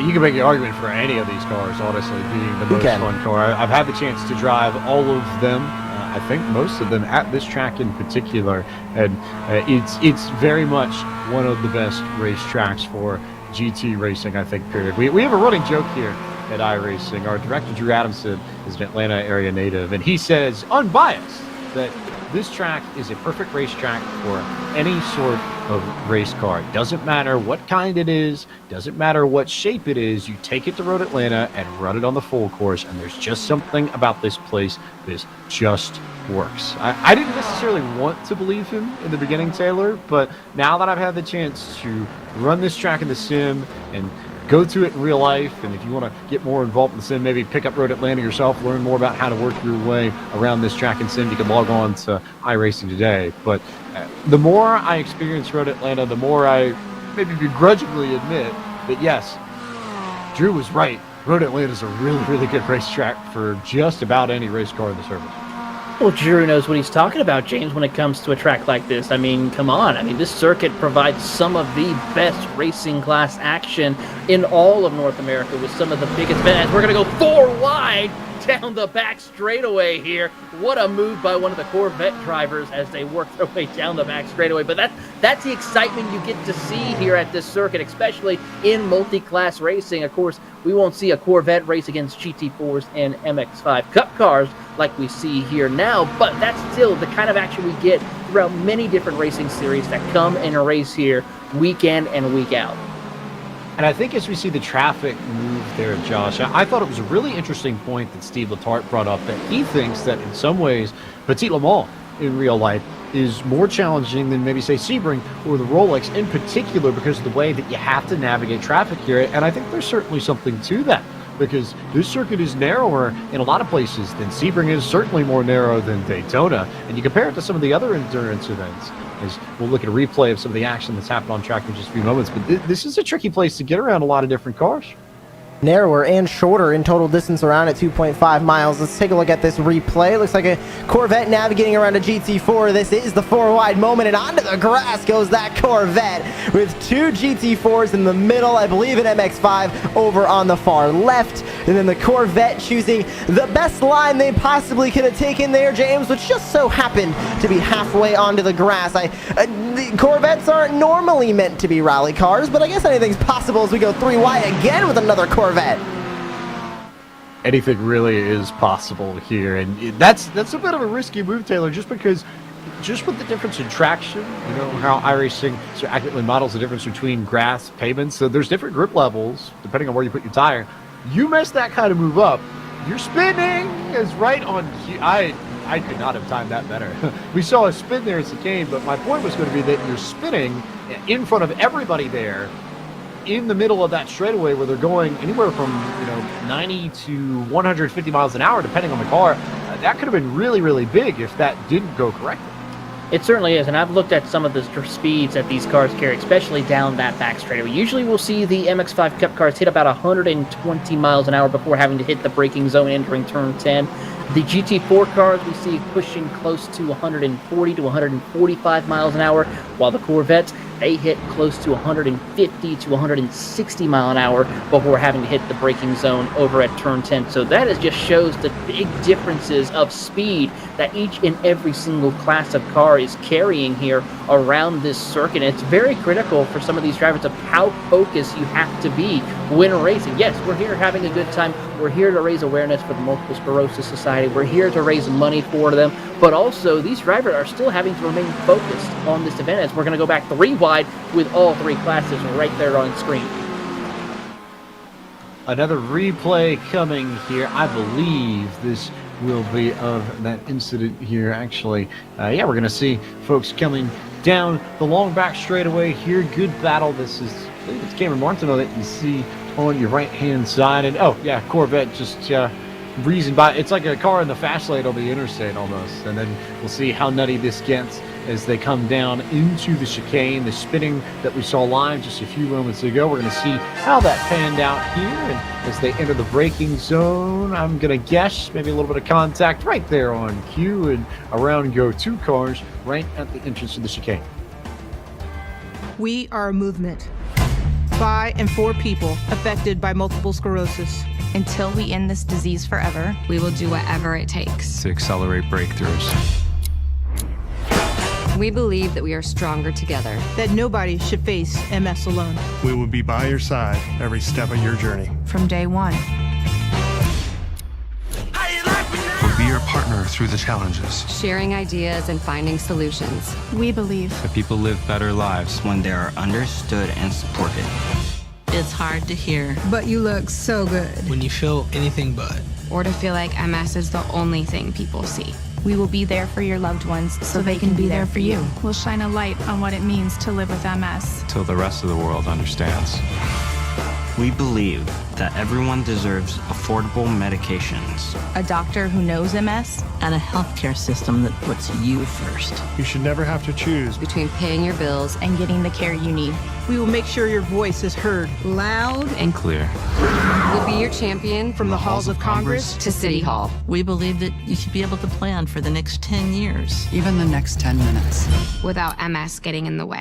Complex problems take many solutions. Coming together in just the right way. We'll be there to help you piece it all together. We'll work every day so you can get what you want from life. Even while living with this disease. We believe that no one else should have to face the fear and uncertainty of an MS diagnosis. And that those that have MS should get back what they've lost. Curing this disease takes a global effort. We will fund the most promising leads and gather the brightest minds to find a cure as fast as possible. We'll be unrelenting until the very end. We believe that we all have something to contribute. Whether it's time, money, connections, or sheer passion, there is strength in numbers. We're calling on you to join us. Join us. Join us. Find your place in this movement. We need you. We need you. We need you. Together, we will create a world free of MS.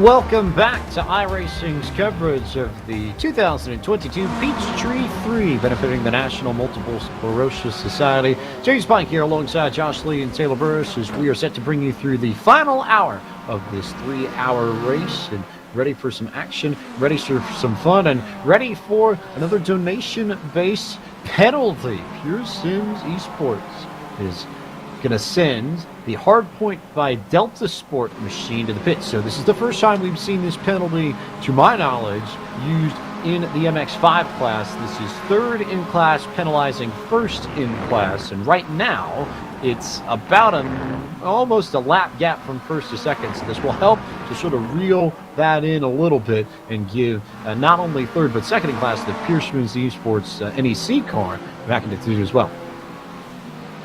Yeah, this is a really big situation right here that we're going to see happen here as we see, I believe that is our driver who did give it up for them to put it on. That is the Pure Sim machine, currently driven by Daniel Ferguson in the 116.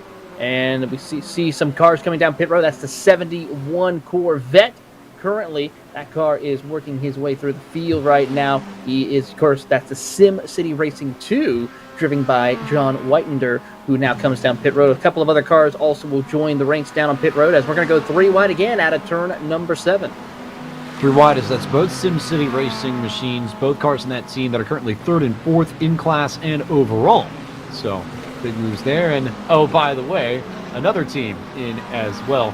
Nick Ottinger is getting back into that 3-of-a-kind Chevrolet Corvette for what should be the final hour of the race. And we see now the 721 machine that Hardpoint by Delta Sport, 721 car, Giancarlo Schuler behind the wheel. This is that penalty from the donation that we just talked about. So we'll see what the gap is. The Delta is to 2nd and 3rd in class when they come out, and where that puts them compared to everybody else, and how that tightens up the battle for the podium in MX5. And that gap is starting to slowly work its way through as Giancarlo Schuler does get out within a reasonable amount of time. It'll lose him about 20 some odd seconds, but still 59 to the good as we see Nick Ottinger back into his Corvette. Still 1 lap down from the rest of that Corvette field. Could use one of those $1,000 advantages of a caution, and could also get a caution with a wave around as well for a little bit more money. Again, I'm not saying how they should do the strategy. I'm just saying it's there. You get to donate to the National MS Society, plus you get an advantage. It's a win-win situation here, James.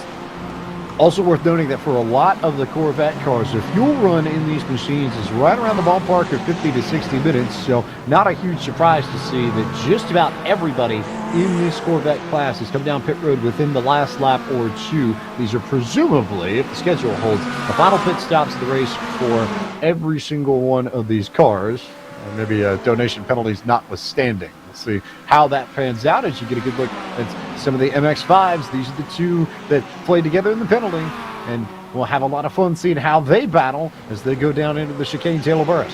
This is going to get exciting as they go down into turn number 10. Daniel Ferguson trying to work his way around Giancarlo Schuler for that position as they come underneath the bridge and work their way down through turns 11 and 12 as the caution is out.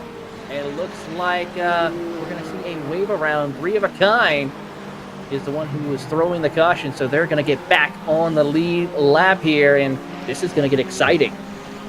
A fun little note from 3-of-a-kind to the folks at Samsung Canon Esports.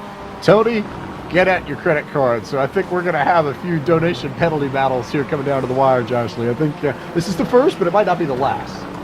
Well, I'm not going to say they full-on took my idea, but, you know, they donated $1,000 to the National MS Society, so it's fine if they did do that. But now this is going to put them back in a very interesting position with this wave around. They'll be back on the lead lap of the Corvettes with an eNASCAR champion in the car and one of the best sim racers in the field.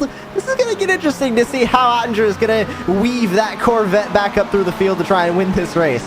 And caught in the middle of all of this, let's note, take a look on the left-hand side. Look at the leaderboard there in GT4. Christian Challoner also just came in and just said that this caution was brutal because he's about to have a 20-plus second lead that they had built up. Team iRacing completely wiped away, and Scuderia Medici will be right on the rear bumper when we get back to it and go back green flag racing. So Taylor, yes, we're having some fun between Tony Kanon's car and the Nick Ottinger, Steve Myers, Chackanow's car, but it's also affecting some of the battles for the lead in the other classes too. It certainly is, and it's going to provide a lot of great opportunities and racing. A little bit of a monkey in the wrench for, of course, Team iRacing, who's out there trying to see if they can win the GT4 class with Christian Challoner holding the wheel steady for that team. But I gotta say, the battle we're all looking forward to watching is this Corvette battle. Will Nick Ottinger be able to take the fight to the Indy 500 champion of Tony Kanaan? That will be very, very fun. You know, TK is going to be in the mix there as we get ready to line these cars back up, get them all sorted. There's another good look at the three-of-a-kind machine, the HendrickCars.com Chevy Corvette. It is Nick Ottinger that has jumped behind the wheel once more, driver for William Byron Esports and the 2020 champion of the eNASCAR Coca-Cola iRacing Series. Certainly has some road chops as well. There's a look behind the pace car and at some of the top cars in class. We'll get everybody sorted out here and figure out where we are, but it is that second car for the Samsung Kanaan team, the Enjoyers, where Michael Janney is behind the wheel, currently second overall, the first behind the pace car, but now ducking down pit road along with Reese Carl. And that number 4 machine, the green and white Corvette that's been so quick all race long, and that now means it will be DBM by Beyond Blue, Daniel Yeaman, who now rides behind the pace car.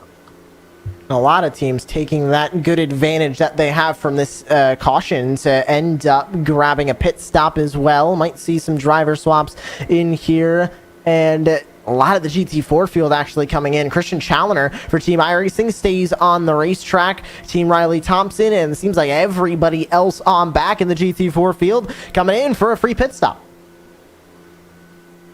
Classic case of if you're pitting under yellow, you give up less time to the drivers around you. It allows you to maintain your position more so than you would if you were pitting under green flag, and it effectively incentivizes everyone, Taylor, to come down and get a pit stop now as we approach the 50-minute mark of this race. Just under an hour remaining in the Peachtree 3.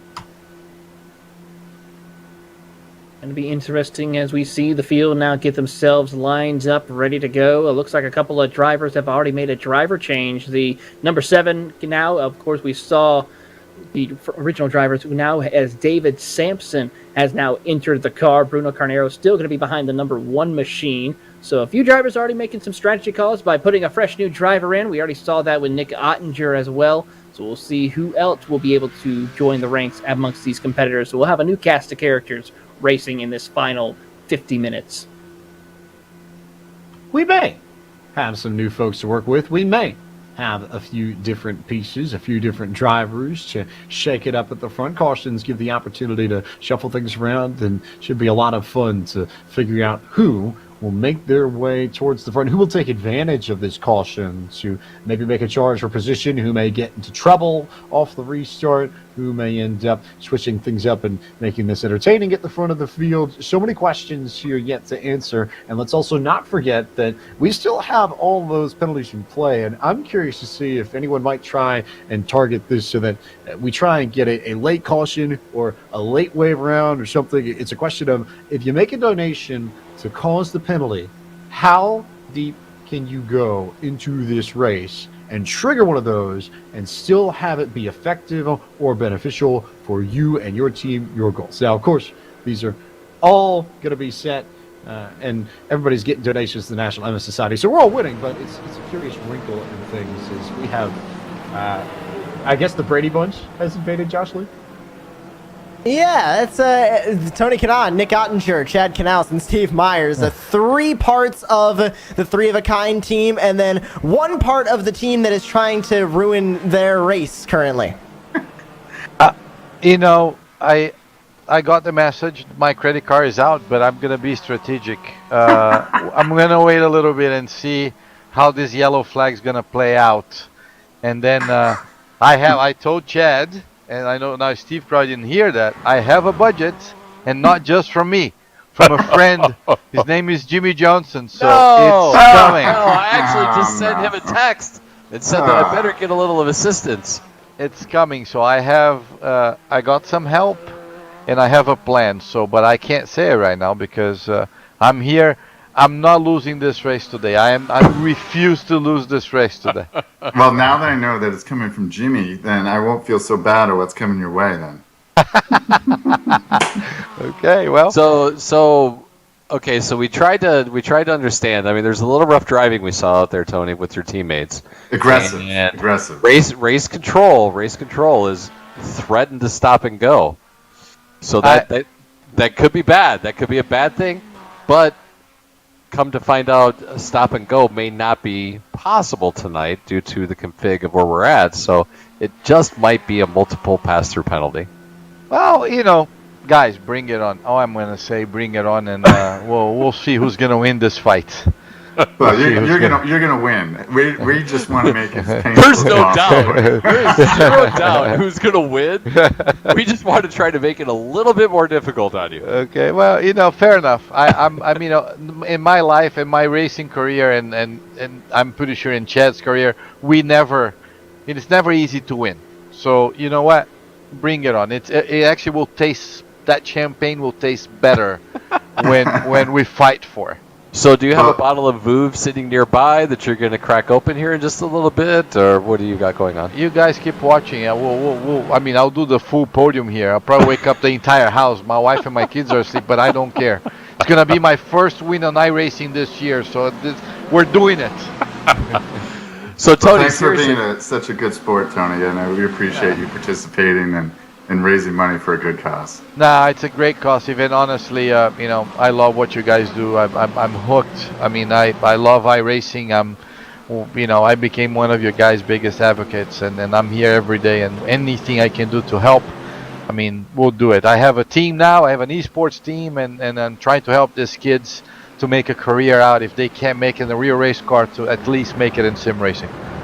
Well, and you should also take a little bit of bow for also helping us out with our Brazilian content this year as well too. So the two new supercars. So you've been a big help behind the scenes as well that most people probably don't know about. So we appreciate that you guys put so much effort into making this a success. No, my pleasure, man. And again, we did it to help the community. I don't want to brag about it. You guys been great, put a lot of effort into it. Obviously we developed the stock car Brazil together, and it's an awesome car to drive, and so we'll see. I mean, green flag is out, so let's see how much more money I'm going to have to spend today. Hey Tony, what's next out there for real behind the wheel? What are you doing next? Since the Indy 500 in May, I've been racing every weekend. It's going to be 13 weekends in a row since I'm going to have a weekend off, so I did the Indy car, I'm doing the stock car in Brazil, the whole championship, and I'm doing the SRX races with Tony Stewart. Oh. So I'm leaving tomorrow. We're racing in Missouri on a dirt track tomorrow, Saturday night, and the following weekend as well. And then I got to go to Brazil to race stock cars the following weekend, and then back here in America. So it's been quite busy. I'm loving it, loving life. Obviously, I only had to do one race in IndyCar this year, which was a 500, and 13 stock car races in Brazil, a couple of Porsche Cup endurance races, and the SRX. So it's been a great year for me, doing different things and loving life, man, enjoying it as much as I can. Now, have you been practicing on the dirt for the SRX race? I just did today on iRacing. We're going to Beverly in Missouri, so I did a couple laps. Obviously, we don't have the SRX car, but I did it I actually picked up the truck and put the Eldora setup on and did a couple laps. So we'll see if I'm prepared. I mean, I love it's something new for me. I've never really had driven on a dirt before. I did Eldora a couple years with Tony Stewart, but on a modified. So I'm loving it, enjoying it a lot. On Monday, I get to test a sprint car here in Indy on the dirt as well as for another great cause. Brian Clausen, Tim, his dad, it's donate organs and stuff. So it's been a different experience driving different things, putting myself out of my comfort zone. My next, I'm be talking to Jimmy and see if I can bring Chad back and maybe do a NASCAR race eventually. We'll see. Well, man, I'll tell you what. I was in Indianapolis this year for my first Indianapolis 500, and what an amazing environment. And Tony, I know you had Doug Ducart there helping you out. Yeah. And right there at the end of that race, when you were sitting third, when that caution came out, I was like, oh my goodness, Tony has got a shot to win this race. And it was really exciting, really neat to see that whole thing unfold. And I'll tell you what, as a NASCAR guy, to go to the Indianapolis 500 for the first time and experience the energy and the drive and what goes into that event, it was really a pleasure for me to see that, and great job this year, man. Good job. Yeah, thanks, man. It was obviously I had a good shot, and I knew everything had to go right. But it's been great. I mean, if you think about it, I mean, 3 years ago, I came out and I said, I'm gonna slow down. I'm probably gonna retire. And then I get a call from, I was working out, and I get a call. My phone rings and it's Jimmy Johnson, and I'm like, "Hey, Jimmy, what's up?" I thought he was gonna invite me to go for a ride or do a charity event. He says, "Hey, I'm racing IndyCar next year, but I'm not doing the ovals. You want to do it for me?" I said, "Jimmy, what's the prank here? You're not racing ovals. Come on."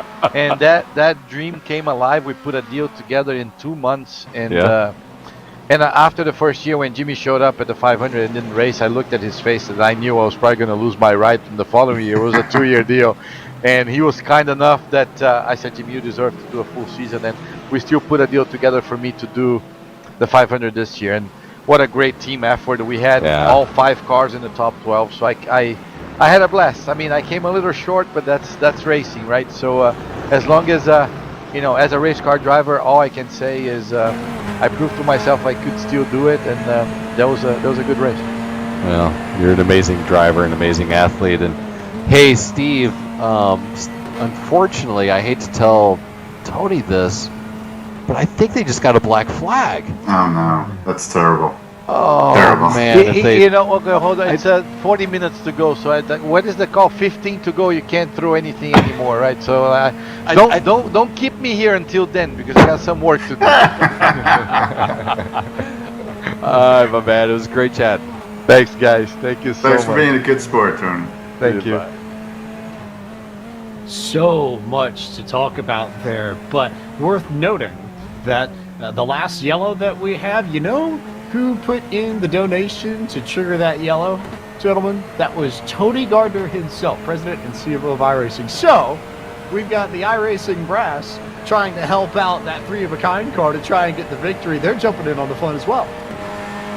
Oh, they certainly are, and they are definitely a team on a mission right now. They got a little bit of work to do, and they're trying to get themselves unlapped right now as we see the field working their way through, as we're riding on board with one of the other drivers and keeping an eye on the Hickson Carnero, who will complete the pass on David Sampson, move that team up to P1. That is for the overall lead. That's one of the first passes we've seen for the overall lead in a while, and now we get a look at the reaction from everybody. And now iRacing is black flagging Tony. So there's another one. There's another one, gentlemen. It's a tragedy. It's a tragedy. You guys are. Oh my God. Okay. Well, let's. Do I still? Can I not talk to you guys anymore? I don't want to talk to you. I think he was trying to get off the phone, and then they pulled you back in just to torture you. My phone is here, and I'm gonna get to work, guys. So, do you need me right now, or can I get? No, you can go. You're excused. I'm gonna go do my thing. Thank you. Well, we might be able to help out Tony a little bit. Let's see if we can get that QR code up on the screen. If he's going to donate on his phone, that's an easy way to do it. And you can jump on to nationalmssociety.org/donate as well, if you just want to type in it. But there we are. So, TK, we've heard your requests, and there's our bit to try and maybe make this a fair fight, as it were. You can use that QR code as well at home if you're watching to donate and jump in, and you can support the National Multiple Sclerosis Society, as there is that very long and agonizing drive down pit road for the Samsoid Canon Esports machine that will fall out of the top 5, I think, for the first time all evening, TV. Yeah, this is a big hit right now, and a lot of strategy calls by Team iRacing in order to make this strategy call work and penalize Tony Kanon's race team, as they will come down to their pit box, actually, and possibly there might be a little bit of a driver switch as we watch the battle for P3 in the Corvette class. This is John Wydorf, Tom Ambrotidas, and Don Squirk as well in the Pure Sims Esports. These 4 throwing another driver as well, as these drivers are just jockeying for position, trying to get their way through and trying to see if they can be on that final step of the podium at least here tonight. So this for the final podium position in Corvette. SimCity Racing 2 currently has it. It's John Whitendorf behind the wheel, and Tom Abramatis and Don Squirek from Mega Racing Team GTE and Pure Sims Esports here in the mix as well. As you look off of one of these Corvettes, everybody fighting and trying to work their way down not only through the chicane but past the MX-5 machine as well, Josh.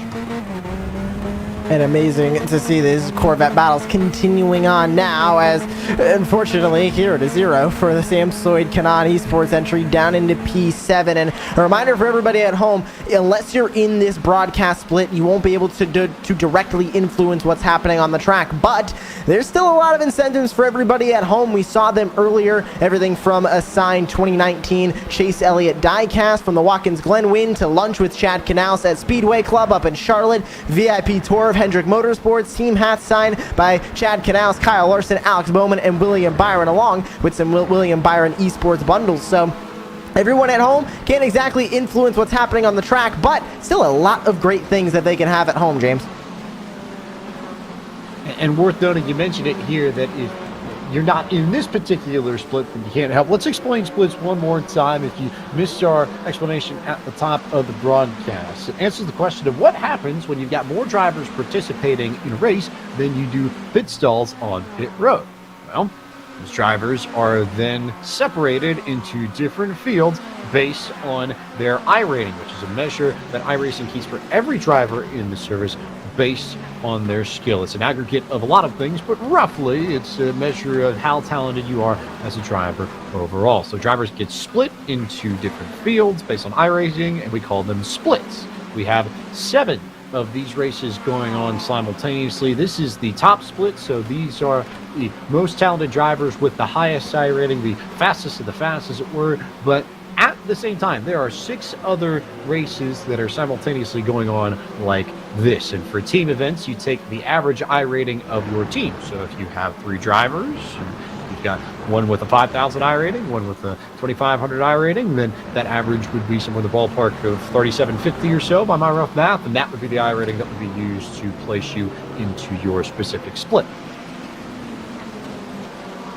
And that's one of the great ways for, in fact, allowing people to compete against drivers and other from around the world at the same skill level. We see this here all across iRacing, where drivers will be racing against each other week after week, depending on the race series they choose, as we still watch the battle for P3, with Carlisle holding strong with the Samsoid Canon Enjoyers team holding on to that final step of the podium, trying to hold off Pure Sim, Mega Racing team, and the Sim City Racing drivers. These drivers really putting on a great show as they work their way up through turn 10, underneath the bridge, and work their way through turn 11. Great racing. Important to note here that as they've just sort of been weaving through the traffic, that SimCity Racing has stretched it out on that second Samsoid Canon car that's currently 3rd in class and overall. It's now up to about 1.3 seconds, so John Whitendorf behind the wheel of that machine and is starting to really reel it out over Owen Carey, who's behind the wheel of that Samsoid Canon Enjoyers machine. You've got Pure Sims Esports that you currently see on your screen with Don Squirek behind the wheel, Tom Abramatis just behind them for Mega Racing Team GTE, and the second SimCity Racing car from Jason Allen. And I don't want any part of that, Josh Lee. These drivers have more skill, more talent than I do. I'll take it from a broadcast standpoint. I definitely would not like to be on the track there, but you can see those Corvettes navigating their way around. How about 2 MX-5s in the middle of everything? Corvettes on the right side. There they go. The GT4 staying over to the left side as well. And everybody is going to somehow navigate. And here comes multiple more Corvettes, almost side by side, almost 3 wide, and they all make it through somehow. Split in the middle is 2 Corvettes there. This poor Mazda MX-5 just stuck up here at the front. You see Nick Ottinger with a big move down there. The 3-of-a-kind machine we've been talking about all night had a big move down at the chicane. Also, in the midst of all that, those Corvettes passed your leaders in GT4, so they worked their way around Christian Challoner, Riley Thompson, Mo Islam for Tabula Rasa Esports. They've got 3rd at the moment. They were all in the mix of that, and now here come the Corvettes creeping up on some of the MX-5s as they come through turn 3 and down to the S's. Here comes the floodgate of Corvettes. This poor little Mazda just trying to make sure he stays out of the way, works his way through, trying to let the Corvettes by, and so far does it beautifully. And, ooh, close call right there. As actually, we got trouble. Nick Ottinger's around on the course. Oh, Nick Ottinger in trouble. Interesting to see what happened to Nick there, but we're going to take a look at that in just a moment. As that poor little monster, there was a sort of I can make it on my own element as he came up the hill and tried to just stay out of the way of the Corvettes, but they continue to push through the field, continue to shuffle down this long straightaway, and continue to almost fight each other and just about send them off into the grass. It was a really good battle with one of the SimCity cars. And we take a look at the replay now of what happened to Nick Ottinger behind the wheel of that three-of-a-kind entry. Let's see how this whole thing happened. And yes, it was a gaggle of cars there. A GT4 hits an MX-5, and unfortunately Ottinger just in the middle of everything, nowhere he could have gone. No fault of Nick Ottinger as he tries the signature reverse driving there. Doesn't work too well. He decides to start going forward once again, but he'll have to hit pit road to fix some damage and unfortunately add more salt to that wound. He's already one lap behind the drivers in front, and he's going to have to get that lap back now with only 30 minutes left to go. So now, if you're Nick Ottinger, realistically, you probably need both a wave around and a caution to bunch this back up, Taylor. Not that I'm any sort of an athlete by any stretch of the imagination, but just off my rough chicken scratch, I think that's about all that he'd need to get up there, and that's a lot. It is a lot indeed, and of course, you got to remember, once we get past 15 minutes left to go in the race, all of those advancements and those extra bonuses for those drivers to penalize or gain advantages on the field will be out the window. So the team's only got 15 minutes left to make this work, so I'm pretty sure Steve Myers, Chad Canals, and all those at iRacing are making sure they take a look at everything and make sure that they can do this quick enough before that 15-minute mark. Of course, all these penalties we're talking about come about via donations to the National Multiple Sclerosis Society. Currently $32,000 raised. That number has come up considerably. I think we were somewhere in the ballpark of, about 16, 17 to start the evening. So we've almost doubled that over the course of the broadcast. And, of course, those donations will be open all weekend long, so you can help contribute not just tonight, but tomorrow or maybe even Saturday, Sunday, as we work towards our $50,000 goal over the course of the weekend for the second annual Peachtree 3. And there's another split that's going to be starting up here in about 17 minutes at 11 p.m. Eastern Time. Another one tomorrow morning, 6 a.m. Eastern Time, and then another one tomorrow afternoon at 2 p.m. Eastern Time. As we see more of these Corvettes navigate their way around themselves. That was the 75 on the 71, the Pure Sims Esports entry in the Corvettes, and the SimCity Racing 2 entry fighting for third in class in these Corvettes. As caution flag is on the track, and oh, look at this! The iRacing team has thrown the caution, and they'll get a wave around. Perfect timing there, James Pike. I promise I'm not psychic. I promise I'm not telekinetic, Taylor Burris, as goofy as I might be. I mean, it's pretty amazing. They're apparently, the team is talking about there's massive oil all over the racetrack. It's a little bit too slick out there. Unfortunately, we don't have rain, so we'll have to take a look at this, and we'll see. Here it is as they will catch up to the pace car, get that lap back, and we'll go back racing here with under 30 minutes to go. Our old friend Debris over in the corner, might have seen it over. I saw one by turn 2, I guess, if you're on top of the box there, Josh, for the three-of-a-kind team. Oil, water bottle thrown onto the track, maybe a loose tire from any of the tire barriers. It's just all over the place. I mean, look at this onboard, all over the track, just a bunch of oil. Yeah, look how it just gets darker in the center there. There's got to be some fluid somewhere, right? You would think. Did we get rain early, and they're reporting rain on the track?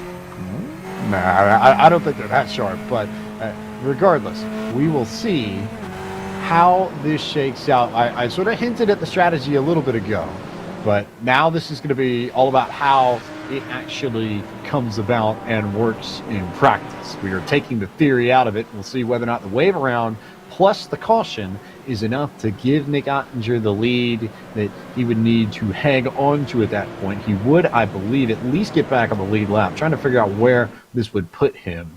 And I think might need a few more wave rounds, if my math is right. I think 2 extra ones, by my count, would put him back on the lead lap. Regardless, if you want to make your donations on your own and support the National Multiple Sclerosis Society, you can use the QR code there on the left-hand side of your screen to donate. And you can also visit the web address nationalmssociety.org/iRacing in order to make a donation as well. Help us climb north of $32,000. Big thanks to everyone who's chipped in up to this point. So, strategy.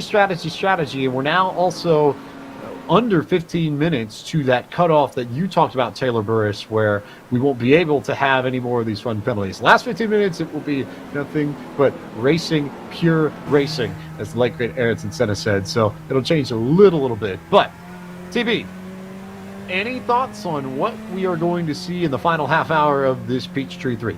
Well, for the Corvette team, it is going to be an absolute dogfight between none other than the 2 Tony Kanaan racing teams, I would have to say. Keep an eye on that Hickson Motorsports team as well. And then, of course, we have to talk about the 3 of the kind. Nick Ottinger, he's got a lot of work to do, but I have a feeling they might be able to pull it off. For the GT4 class, Team iRacing doing a phenomenal job, but with that caution, it's going to bunch things back up. And with the Mazda class, you're just talking about pure chaos and holding on for dear life for those guys. They're going to put on one heck of a show before it's all said and done. Yeah, so much action taking place in these 3 classes. We've had Hardpoint versus Pearsons in the MX-5s all night. The GT4s, there have been about 5 or 6 cars in the mix for the podium spots all evening long. And then Hickson versus TK's team versus 3 of a kind in the Corvette class. Josh Lee, do you have any expectations as to what we'll see amongst those 3? Well, I would say, with only 10 minutes left of the incentive penalties, if any of the drivers in this split are thinking about it, they got to get to it pretty quick because they're going to be running out of time. But once that 15 minutes hits, it's going to be all hands on deck for all of these teams to try and just maximize what they have at this point. This safety car is going to bunch this field back up, and yes, MX-5s will mix in with GT4s, mixed in with Corvettes. We'll see some chaos, but hopefully at the end of the day, we'll see no carnage, and we'll see all these drivers continue on in their battles. We saw how crazy it got down this straightaway, that first lap after the restart a few moments ago, how we had the Corvettes slicing their way through the GT4, slicing their way through the MX-5s. And then you ramp up the intensity just that little bit more as we get closer to the checkered flag. So I suspect here, as the lights are off the pace car, that when we go back to it, this could get nutty, peachy. I don't know. There's some sort of Atlanta pun, I think, in here, right? You were close, I think, on hitting that mark right there, I have to say, James, as we see the iRacing pace car lead them through turn 10. This is where it's going to get chaotic. This is where it's going to get fun and exciting. Ladies and gentlemen who are watching all over on iRacing social media, this is going to be one amazing 24-minute battle.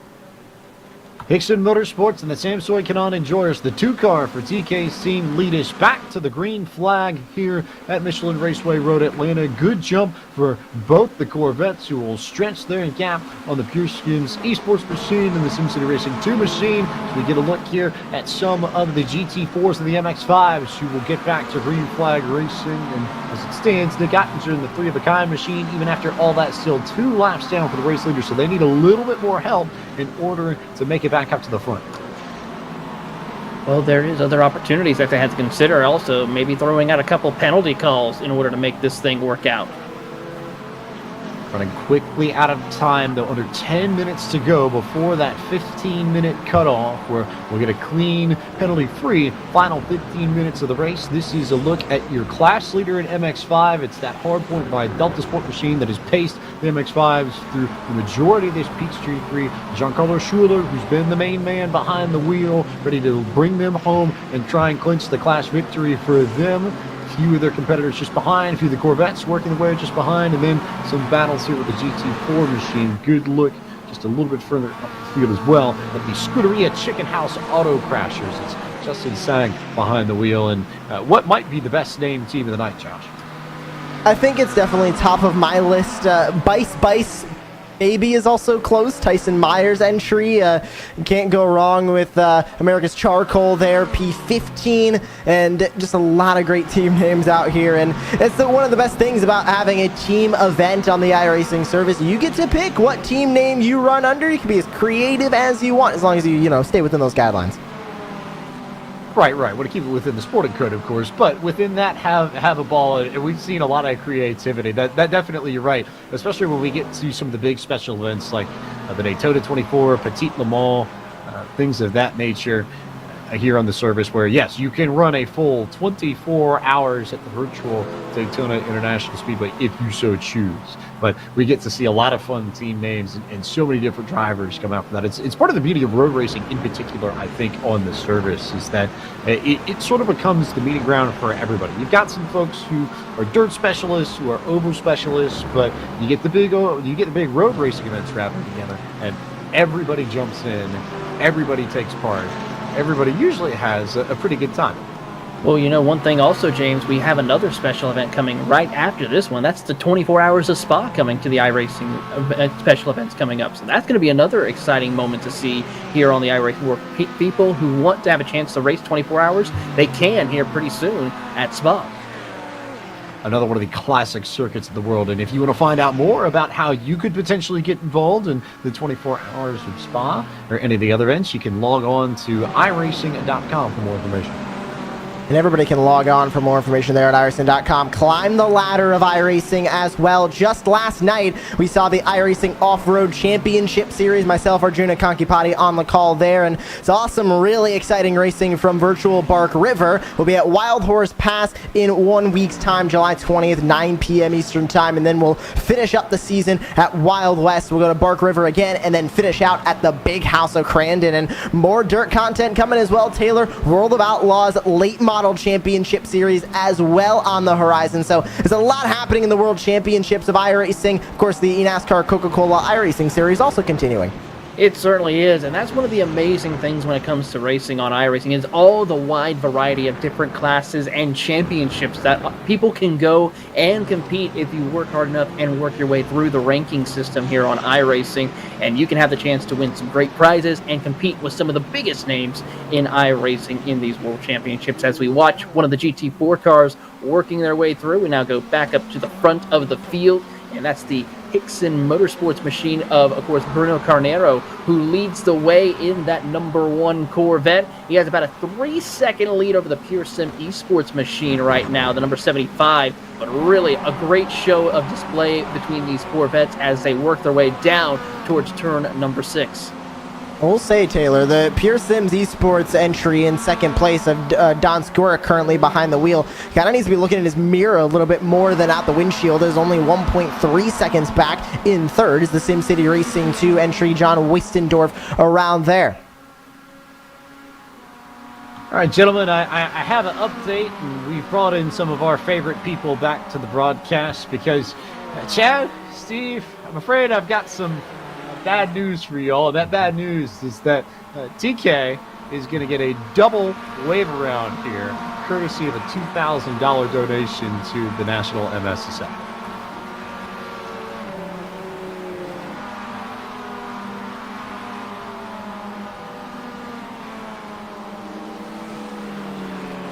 Having so much fun with it, they're speechless, I think, right? But yeah.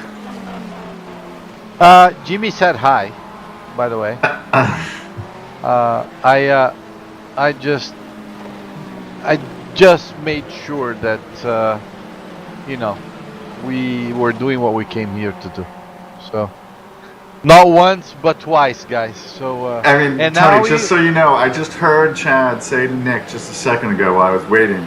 It's like, we should let Tony off the hook and let him, finish this race without having any issues. And so now I wonder if you're going to change your feelings on it. Well, you guys are out of time. You can't do anything.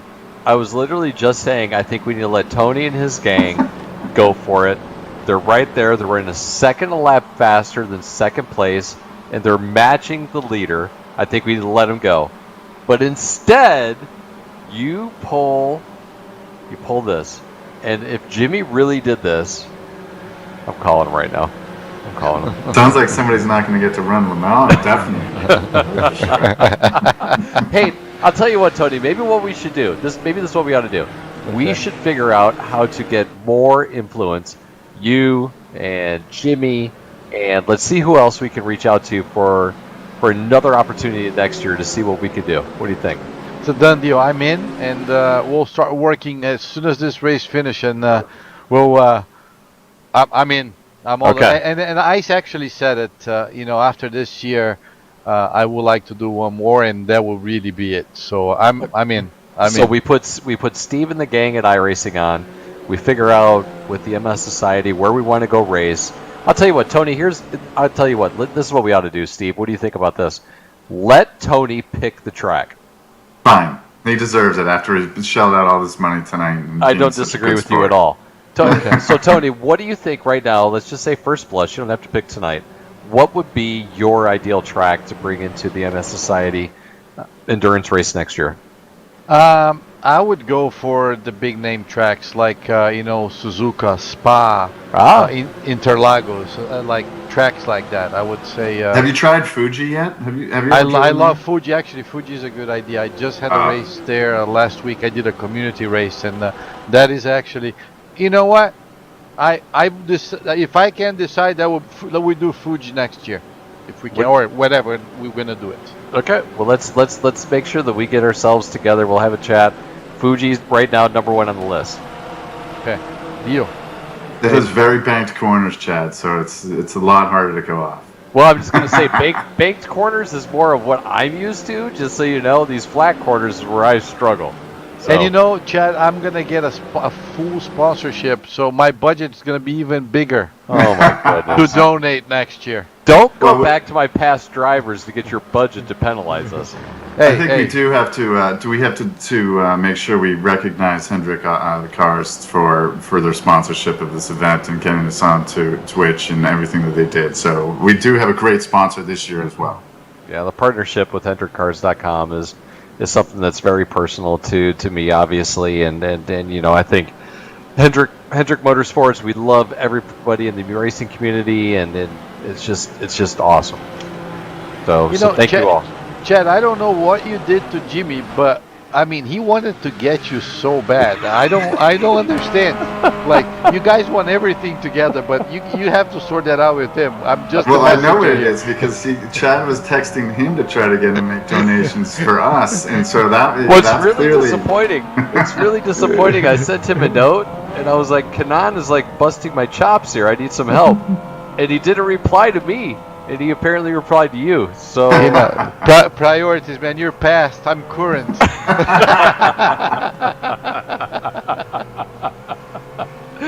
All right, Jess, before we take off, from this group here, any final predictions as to what we may see in the last 15 minutes and change? I'm gonna win. I think the 7 car. Tony's gonna win. Yeah, I have to give it to the 7 car. I think the 7 car is gonna win, and I don't know if he's gonna be spraying seltzer water or what he's going to be spraying in his room. But if you pull it off, congratulations, my man. Yes, you deserved it. Well, it doesn't matter if we win or not. Hopefully, this was a great event, and we helped a lot of people. So I'm really glad to be part of it. Tony, when you're ready to come back down to Charlotte, let us know. I want to show you around Hendrick Motorsports. Deal. I got to visit Jimmy, and I also have a couple things to do there. I will definitely let you know. Yeah, call me. Cool. All right. So a lot of fun amongst that. A big thanks to Chad and to Steve and to TK for joining our broadcast this evening. And I'll piggyback off what TK said, future tracks. I'm not mad about any of those. Suzuka is my personal favorite in all the world. Spa is a classic. Interlagos, we know Tony's got plenty of connections with. And Fuji, which is one of the newest tracks in the service, just came in as part of the June build, has quickly built up a reputation as a place for entertaining races. So TV and Josh, you're not going to be able to go wrong with any of those 4 if we go to any one of them next year.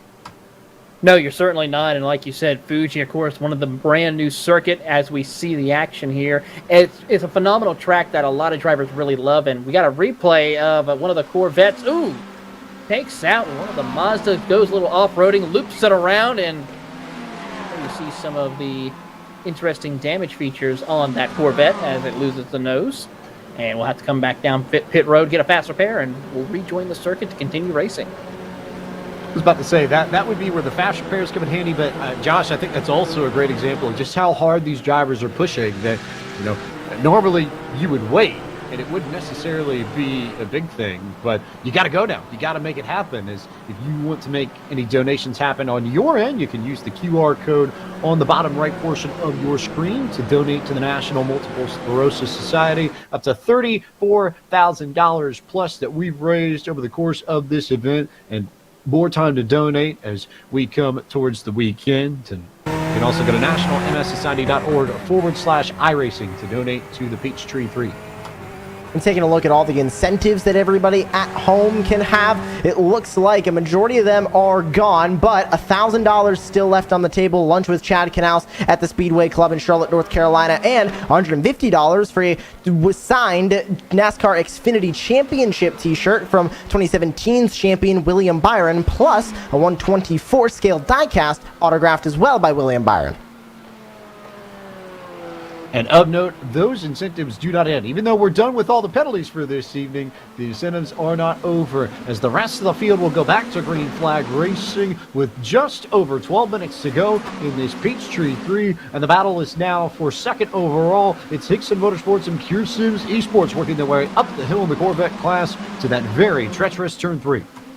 As they work their way up, you see Carnero holds so strong as they work down the hill through the S's. You get some great camera shots here as we watch on. The battle continues on for their single file. Coming up to turn number 5, they will come up over, cresting over the curbing a little bit. Got to be careful there as you ride on board with the Pure Sim Esports driver of Don Squirt as he tries to work his way up around Bruno Carnero out of turn number 6, heading into the braking zone of turn 7.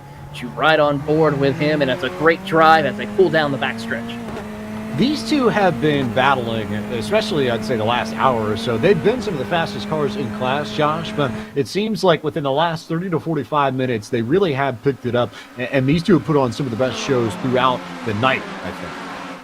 And this is the show of the Corvette class right now, because with those double $1,000 donations, Samsoid Kanan Esports is in another zip code. They are over 1 lap ahead of everybody else in the Corvette class. So now this 3/10 gap between Hickson Motorsports and Pure Sims Esports, Bruno Carnero versus Don Squarick, is the main battle now left in that Corvette class. And we cannot forget about the GT4 class. Take a look at that interval between the second and third place car of Thompson and Meyer. They're navigating around Corvette traffic and continuing to fight in their own battle. Oh, Tyson Meyer had to back out of it. He had a great run out of the final corner and almost drew even with Riley Thompson, but couldn't maintain that momentum without potentially taking out both of them down the front straightaway, so they'll go nose to tail into turn 3. This coming up on the 10-minute to go mark in our Peachtree 3, so not a lot of time left for these drivers to get after it and try and secure P2. For what it's worth, Christian Challenger's got the lead in the GT4 class. He's out in front of everyone here by about a minute plus. Yeah, and as you see right here, you see some of our great new content from the GT4 class. You just saw the Mercedes right in front, the brand new Aston Martin, and then, of course, one of the McLaren GT4s as we watch the battle for second with the Corvettes, the battle for second with the GT4 cars, side by side for that battle in the Corvette class as they are really going at it in these final stages here. 9 minutes, 40 seconds left to go. The intensity level for podium positions is up for grabs. That was a beautiful move from Don Squarick to get around Bruno Carnero and make the pass for P2. Can Carnero answer going into 1? Not quite yet. They're going to go try and door it into turn 3. That usually does not work here for Atlanta, so Carnero will back out of it. It's the Pure Sims Esports machine that goes back to second, Josh. What a move for the Pure Sims Esports entry to get by Bruno Carnero in the Hickson Motorsports number 1 entry. Continuing to fight now. This is where they're able to use that slipstream. They're coming through turn 6 and 7 as we go on board with the Chevrolet Corvette of Bruno Carnero through the right-hander of 7 to the long back straightaway. If you're racing an F1 car at Road Atlanta, this would be the DRS zone. Of course, no DRS on these Corvettes, just all slipstream. Trying to get in the tire tracks is Bruno Carnero. Can he make a move going into 10A? And it was that slipstream that Squire used to be able to make the pass on Carnero the last time around, so can Carnero repay the favor? Not yet. And the other problem for Carnero is that just behind him, I can tell you that John Whitendorf is starting to close in on both of these two as they battle for second overall. And what was a 2-car fight for P2 now may well become a 3-car fight for that second position as Carnero looks to the inside. Squirek defends it a 1. Looking at the times right now, Whitendorf just set the fastest lap out of those 3 competitors last time by with a 1:15.821. Really setting the bar up for these competitors as they work down the hill through the S's. Then you have, of course, the Mega Racing team right behind as well, about a second further. There you see on screen about 6 to 7 different Corvettes right there battling for these final 2 steps of the podium as they work down the short chute heading over into turn number 6. What does Carnero do? How does he set this up? This is the most critical corner exit on the circuit. You have to get a good run to be able to maximize the draft that Josh talked about down this back straightaway and potentially have a shot at making a move on Squirek going into the chicane over in 12. Meanwhile, back in MX5, good battle for P3. This is Daniel Ferguson and Augustine Parrish fighting for position as they come up the hill back towards the front stretch. In this battle for third, we're on board with that 116 of Pure Sims Esports. Ferguson behind the wheel. Take a look at how close that 12 Oris Racing entry is going to get a shove down the front straightaway here at Road Atlanta. But keeping that third place spot will be Daniel Ferguson in this MX5 class. And a little bit further back, we see a battle for 5th place in that MX5 class as well as Corvettes trying to still navigate their way by. That's the battle for second in class. I was about to say that the Corvettes are quickly sneaking up on this battle that we're watching with the MX-5s. Look at how tough that is. That's the worst place you could catch the MX-5s on this racetrack if you're Bruno Carnero, and yet somehow he didn't lose that much time. And look at Carnero go on the grass to try and maintain the gap to Don Squirek. You can't tell me, Taylor Burris, that these drivers aren't pushing it to the absolute limit as we approach 5 minutes to go. I just heard over the radio some of these drivers are like kind of just scared, apologizing for the chaos that they just encountered and caused for some of them. And Bruno for a little bit chicken up after that incident. And that's extended the gap too. It's now 1.9, almost 2 seconds between Squirek and Carnero. They were nose to tail before they hit the traffic, but again, just look at what kind of mess these drivers have to sort their way through. Thankfully, you've got a long straightaway to take advantage of the power if you're a Corvette or a GT4, but then you still have to find your way back down to the braking zone here to the chicane. And you can see all the traffic now they're having to endure as well. That poor number 12 for Oris Racing is stuck between 4 Corvettes, and they all work their way by now. But here's another MX-5 with more Corvettes. There goes one. Here comes maybe 3 more now as they all fight within themselves going through turn 1. There goes that 3-of-a-kind HendrickCars.com Corvette by. And this is just the trickiest part of this course through the S's. The MX-5 has to take evasive action to basically miss these Corvettes. You mentioned earlier, James, how thin this racetrack really is. Makes it very difficult for drivers to move out of the way when faster cars are on their bumper. And at this point, you're just praying that you catch them at a good spot. You don't want to catch them anywhere in that stretch from turn 3 to turn 5 as we get another good look. This is GT4, Tyson Meyer, Riley Thompson. We showed you this battle just a moment ago. We go back to it. This is for second in GT4 as these two are within maybe a car length of one another tops. This may end up being the battle that I think goes all the way to the wire. It certainly is. Tyson and Riley Thompson. Riley Thompson, a well-known sim racer, as we have a situation with Casey Kerwin here. Take a look at this. Casey in the Mercedes, coming through 10A, 10B, loops it around, and contact. Very aggressive pit entry as he will now make his way down to get that fast repair as quickly as possible to rejoin the circuit. But back to the point about Riley Thompson, a very well-reputable sim racer. Tightest battle amongst all of our classes right now. Once again, this is second in GT4, and I wonder if the Casey Kerwin incident there, I wonder if that was the racing gods maybe paying him back for the contact that car made with Chad Canals when he was behind the wheel of that 3-of-a-kind machine. So maybe everything's evened out there, I suppose. But for now, we'll return to GT4. Look at this battle here. Christian Challoner in control of this, well out in front. Sort of a similar story to what we have in the Corvette class, where You've got David Sampson in control of that Samsung Canon esports machine. He's out in front by a lap or so. It's not quite as big of a gap for Christian Challoner and Team iRacing, but they're ahead of Team Riley Thompson by a minute plus here. Maybe about 10 seconds from lapping this battle from P2. So P1 in class is pretty well sorted, but P2 here, on the other hand, may well still be up for grabs.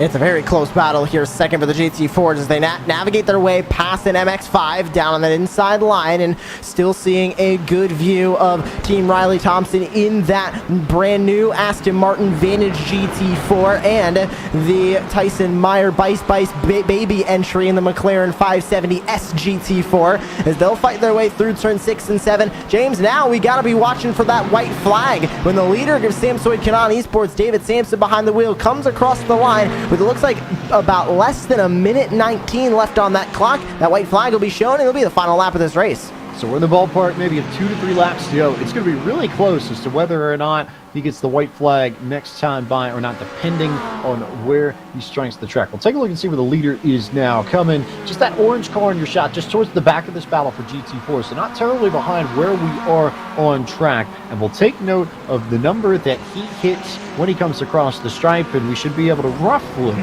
sketch out whether or not we've got 1 or 2 more laps to go. Here comes Tyson Meyer and Daniel Ferguson fighting for, or rather, Riley Thompson fighting for the spots in there. Okay, 2:01, so probably 2 more laps to go. You would expect white flag next time by, if my math is right, Taylor Burris.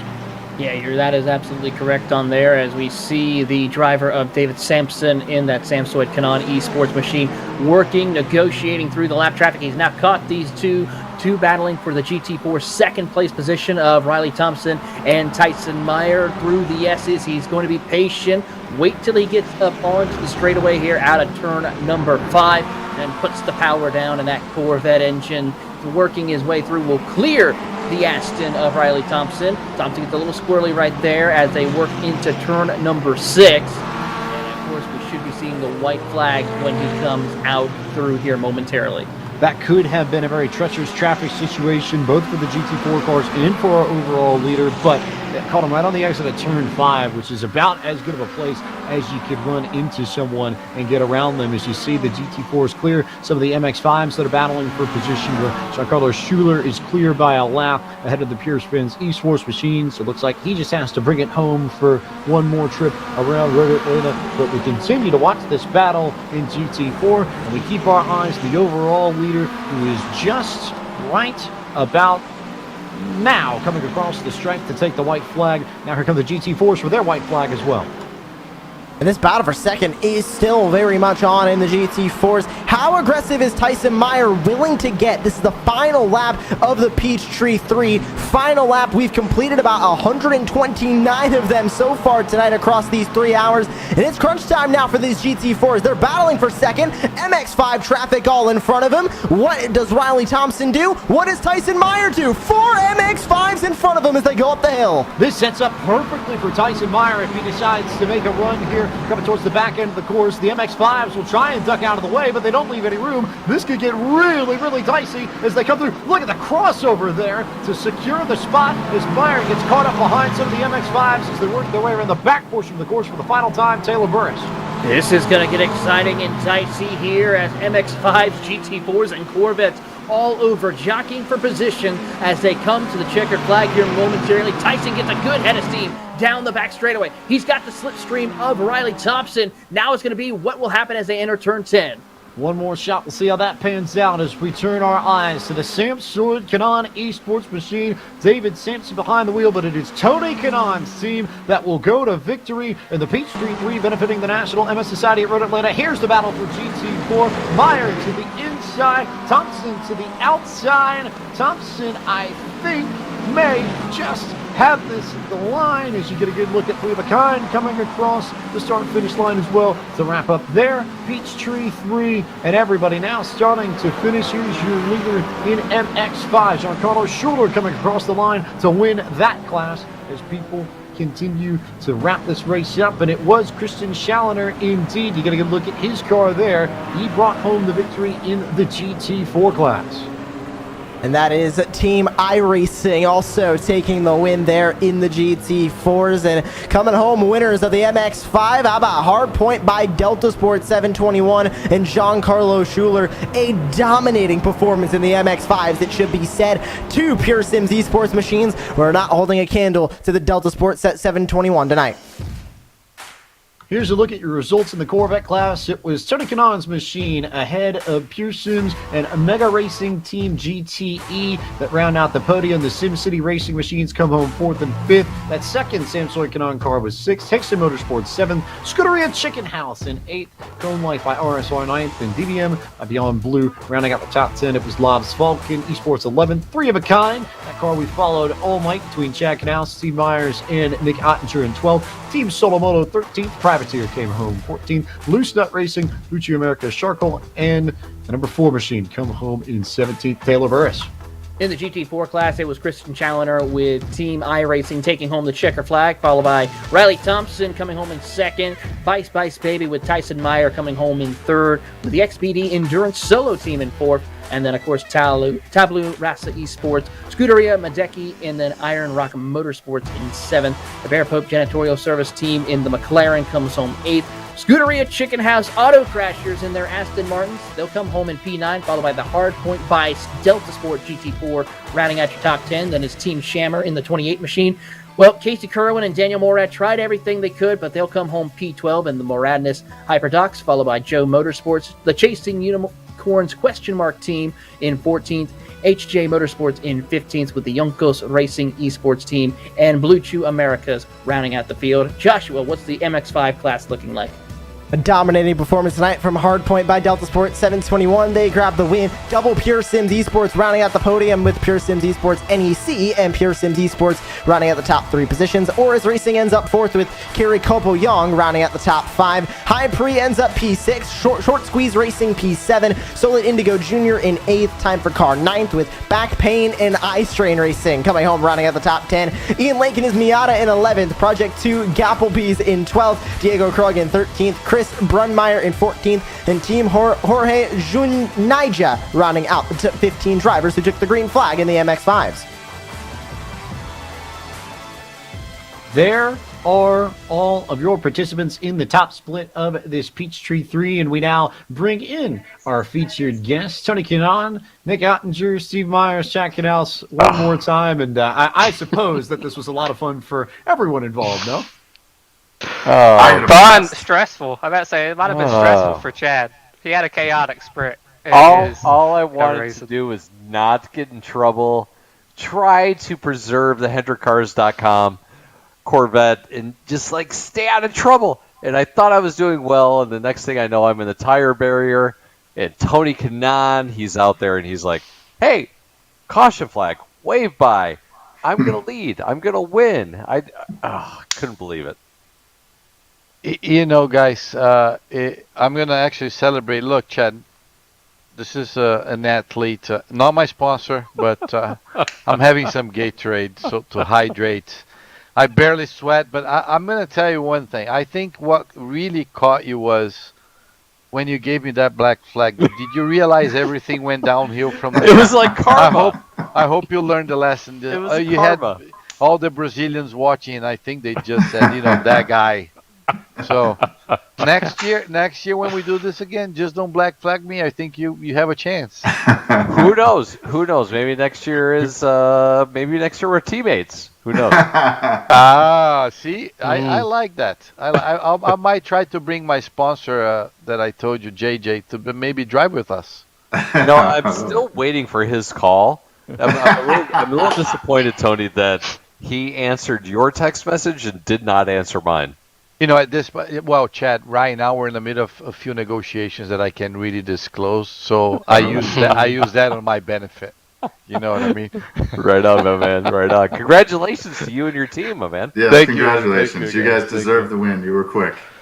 We were, and obviously, we put a lot of effort in to the cause and then trying to help, obviously, with the donations. But you're asking a race car driver to compete, so we had to win, so I was ready to do it. Tony, honestly, seriously, I'm curious. So, how much time did you guys put into working with the C8, working with that car, trying to get it to where it handled the way that it was so fast around Road Atlanta. How much time did you guys invest? So, to be honest, I think we did this last week. Once I talked to Greg West about it, probably I got Gustavo. He's a 9.8 I rating. He's one of my drivers on my team to do the setups, and he did the main. I probably put, let me say, 3 hours a day for the last 5 days. So, 18 to 20 hours. I did the same. I did the same, and I was about 3 seconds off your pace. Steve Myers and I, we are so far out of the league. But see, I could have given you my setup. It wasn't if you guys could have asked. We actually. No, it's not setup. Let's not kid ourselves. It's not setup. Is not the issue. See, I have to say, I don't know if you guys know this, but I'm really new to this sim world. I started it during the pandemic when Greg told Chad about that. Yeah. And IndyCar.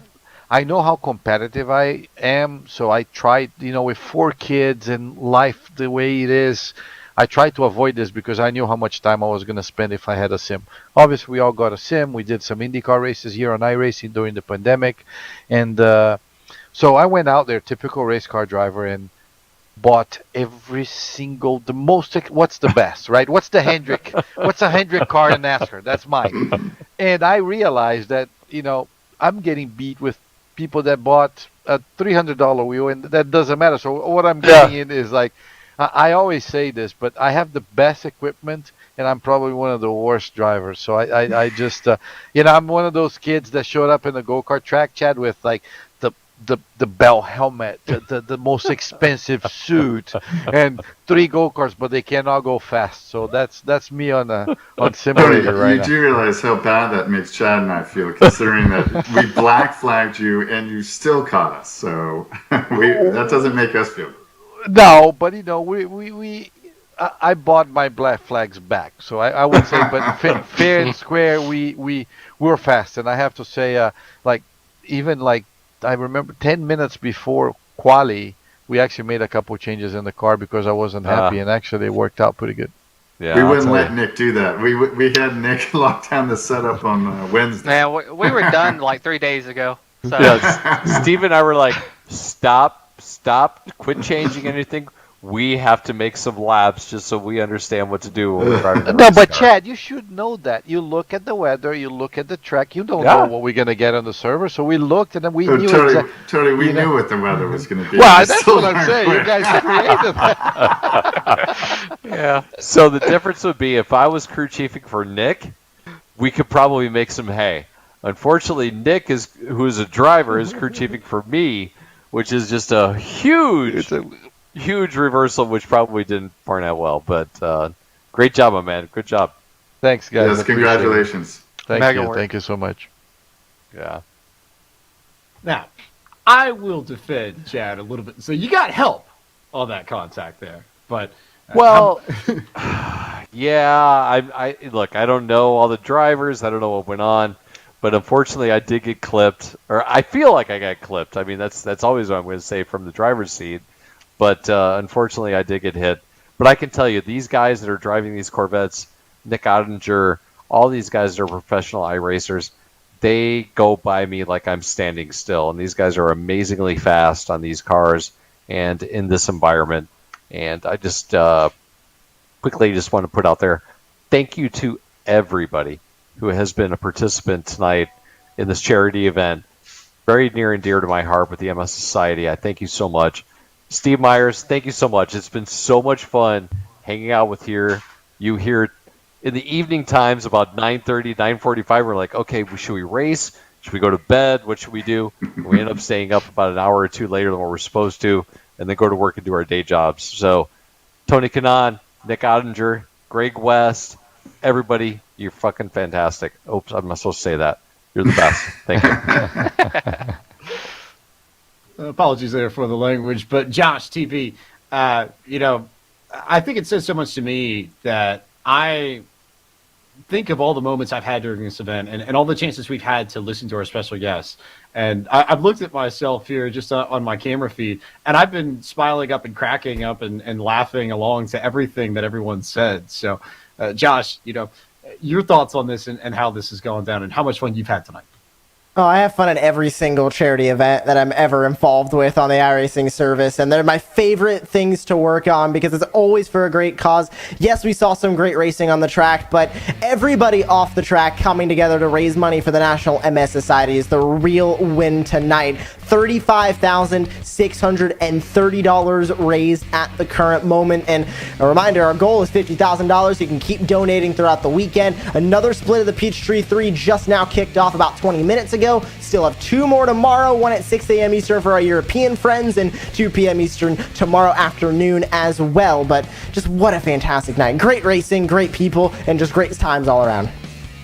And as Josh said, Taylor, a very worthy cause that has received over $10,000 plus in the time we've been on air. So we're all winning at the end because the National MS Society is getting their coffers filled up just a little bit more. It certainly is, and it's such a great opportunity, and we want to thank everyone who took part in this event because it's something that all of us need to be aware of and raise awareness for because, it's so important. We have people, we have friends, families who may have to deal with this situation, and it's important to learn more about this disease in order to find a cure for it. And it's so critical, especially we saw, from experiences from people. Of course, Chad Knaus was one of his close friends who has to deal with it. I know my father has to deal with this type of disease as well. It's not fun. And so we just want to thank all of those who were involved here tonight. Racing, donating, getting involved, raising awareness is so important. And we just want to say, I look forward to seeing what we can do next year. If this is what we could do this year, I can only imagine what iRacing, the MS Society, Multiple Sclerosis Society, and everyone else involved will be able to come up with. So stay tuned for more. Taylor, I love your point about what you said, and sort of piggybacking off of Chad's point from earlier, and that how this really does reach out and affect so many people, whether or not it's people in his family, it's your father. I had a cousin that was diagnosed with MS late last year, so it's hit me personally as well. And yes, it's a fantastic thing. And I love the fact that it's sim racing that we can use to help better the MS Society. It's sim racing that we can use, and something that the three of us all love so dearly, to be able to help out a really, really good cause. So I think on behalf of the iRacing team, it's been a huge honor to be a part of this event and a lot of fun here to be a part of things and have a go at this. Yeah, just all around tonight. I mean, we saw some amazing racing, and I love the multi-class racing with the MX-5s, GT4s, and Corvettes. We chose an extremely fast car, a medium fast car, and then some of the slower cars, but really fun to drive, and we saw them all competing on the same track, and it was exciting. We saw those Corvettes going around each other.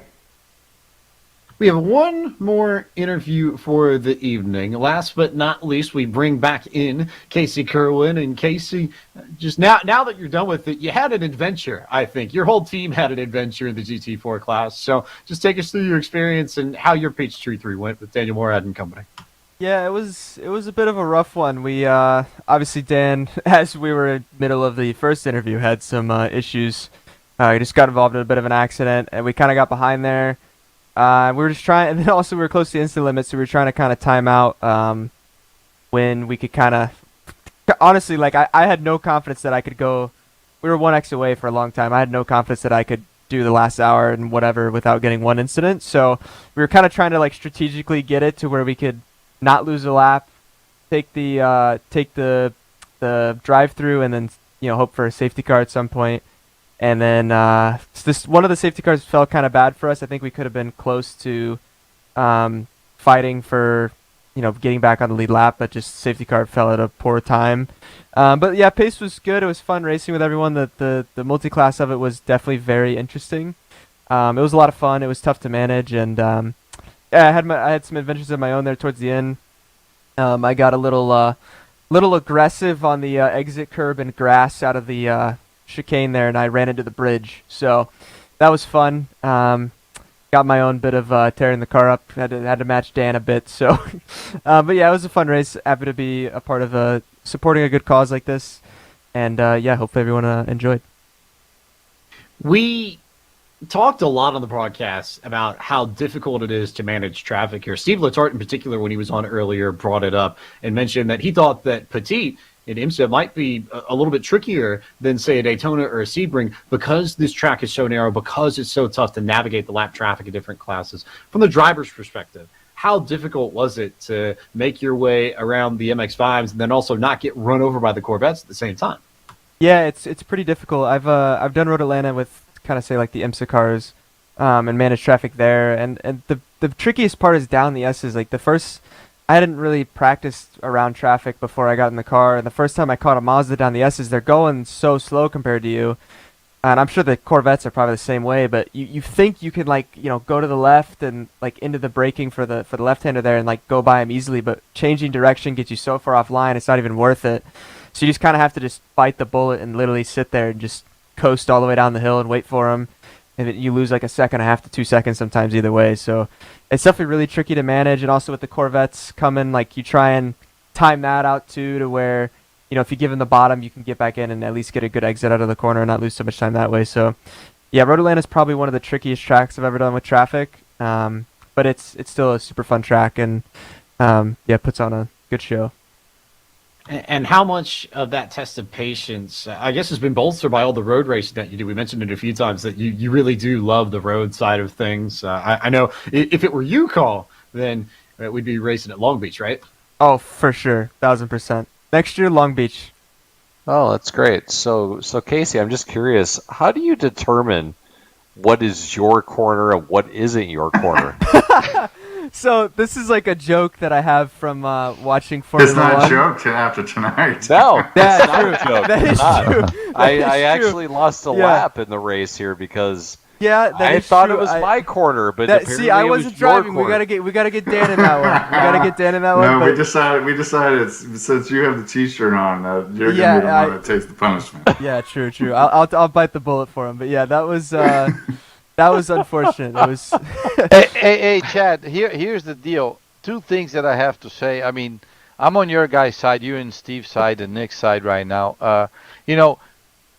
That I actually sent Casey a steering wheel so he could actually, not that he needs help driving better, but and I invited him to be part of my team to the road street courses, and he blew me off. What? Oh. He's too good for my team, unfortunately. Clearly his corner is his corner then. Yeah, that's what it is. Yeah. No, we'll race. We gotta race TK, man. I gotta work myself up to being with you. You're racing with Gustavo. How can I match up with that? Well, that's why I invited you to match up. You guys can team up and win everything. Yeah, we'll have to work on that. So Casey, it wasn't you in the car that took me out in the C8 today? No, it was my teammate Daniel Morad. So Casey, from your perspective, it was his fault. Yeah, for sure. Oh, it was. Oh yeah. He was like, I think he was trying to time in to like get back in line and have the corner, and I think he just kind of. I think when the Corvettes are passing us, we're like they're so much faster. You don't have to worry about the braking part, but you guys are going so fast in the corner. Or down the straightaway, you do have to brake kind of about the same time we do. So I think you kind of like misjudged getting in line, thinking you would like brake a bit deeper, just because. Oh, so now you're telling it's me it's my fault. No. I think he thought the speed of the car would brake a bit deeper, so he's pulling in. You're digging the wrong direction. Dig the other direction. It was all Dan's fault. There you go. I said it from the beginning. It was all Dan's fault. I was just saying what I thought his thought process was. It was misjudgment. Phew. All right, because that's exactly what Steve Myers and Nick Auditor said. So I just wanted to make sure you were in alliance. Yeah, we're all on the same team here. Casey, great job today. Thanks for participating. Yeah, absolutely, man. Thanks for being a part of it, supporting iRacing and all that. It's fun to see. And a big thanks to all of our special guests that have joined us this evening. I could not run down the list of everyone. We've had so many folks come on, but I think a big thank you in particular to Jennifer Jones and Chad and everybody at the National MS Society for giving us just the reason to put this event on and to donate over $35,000 to be just incredible at the end of the day.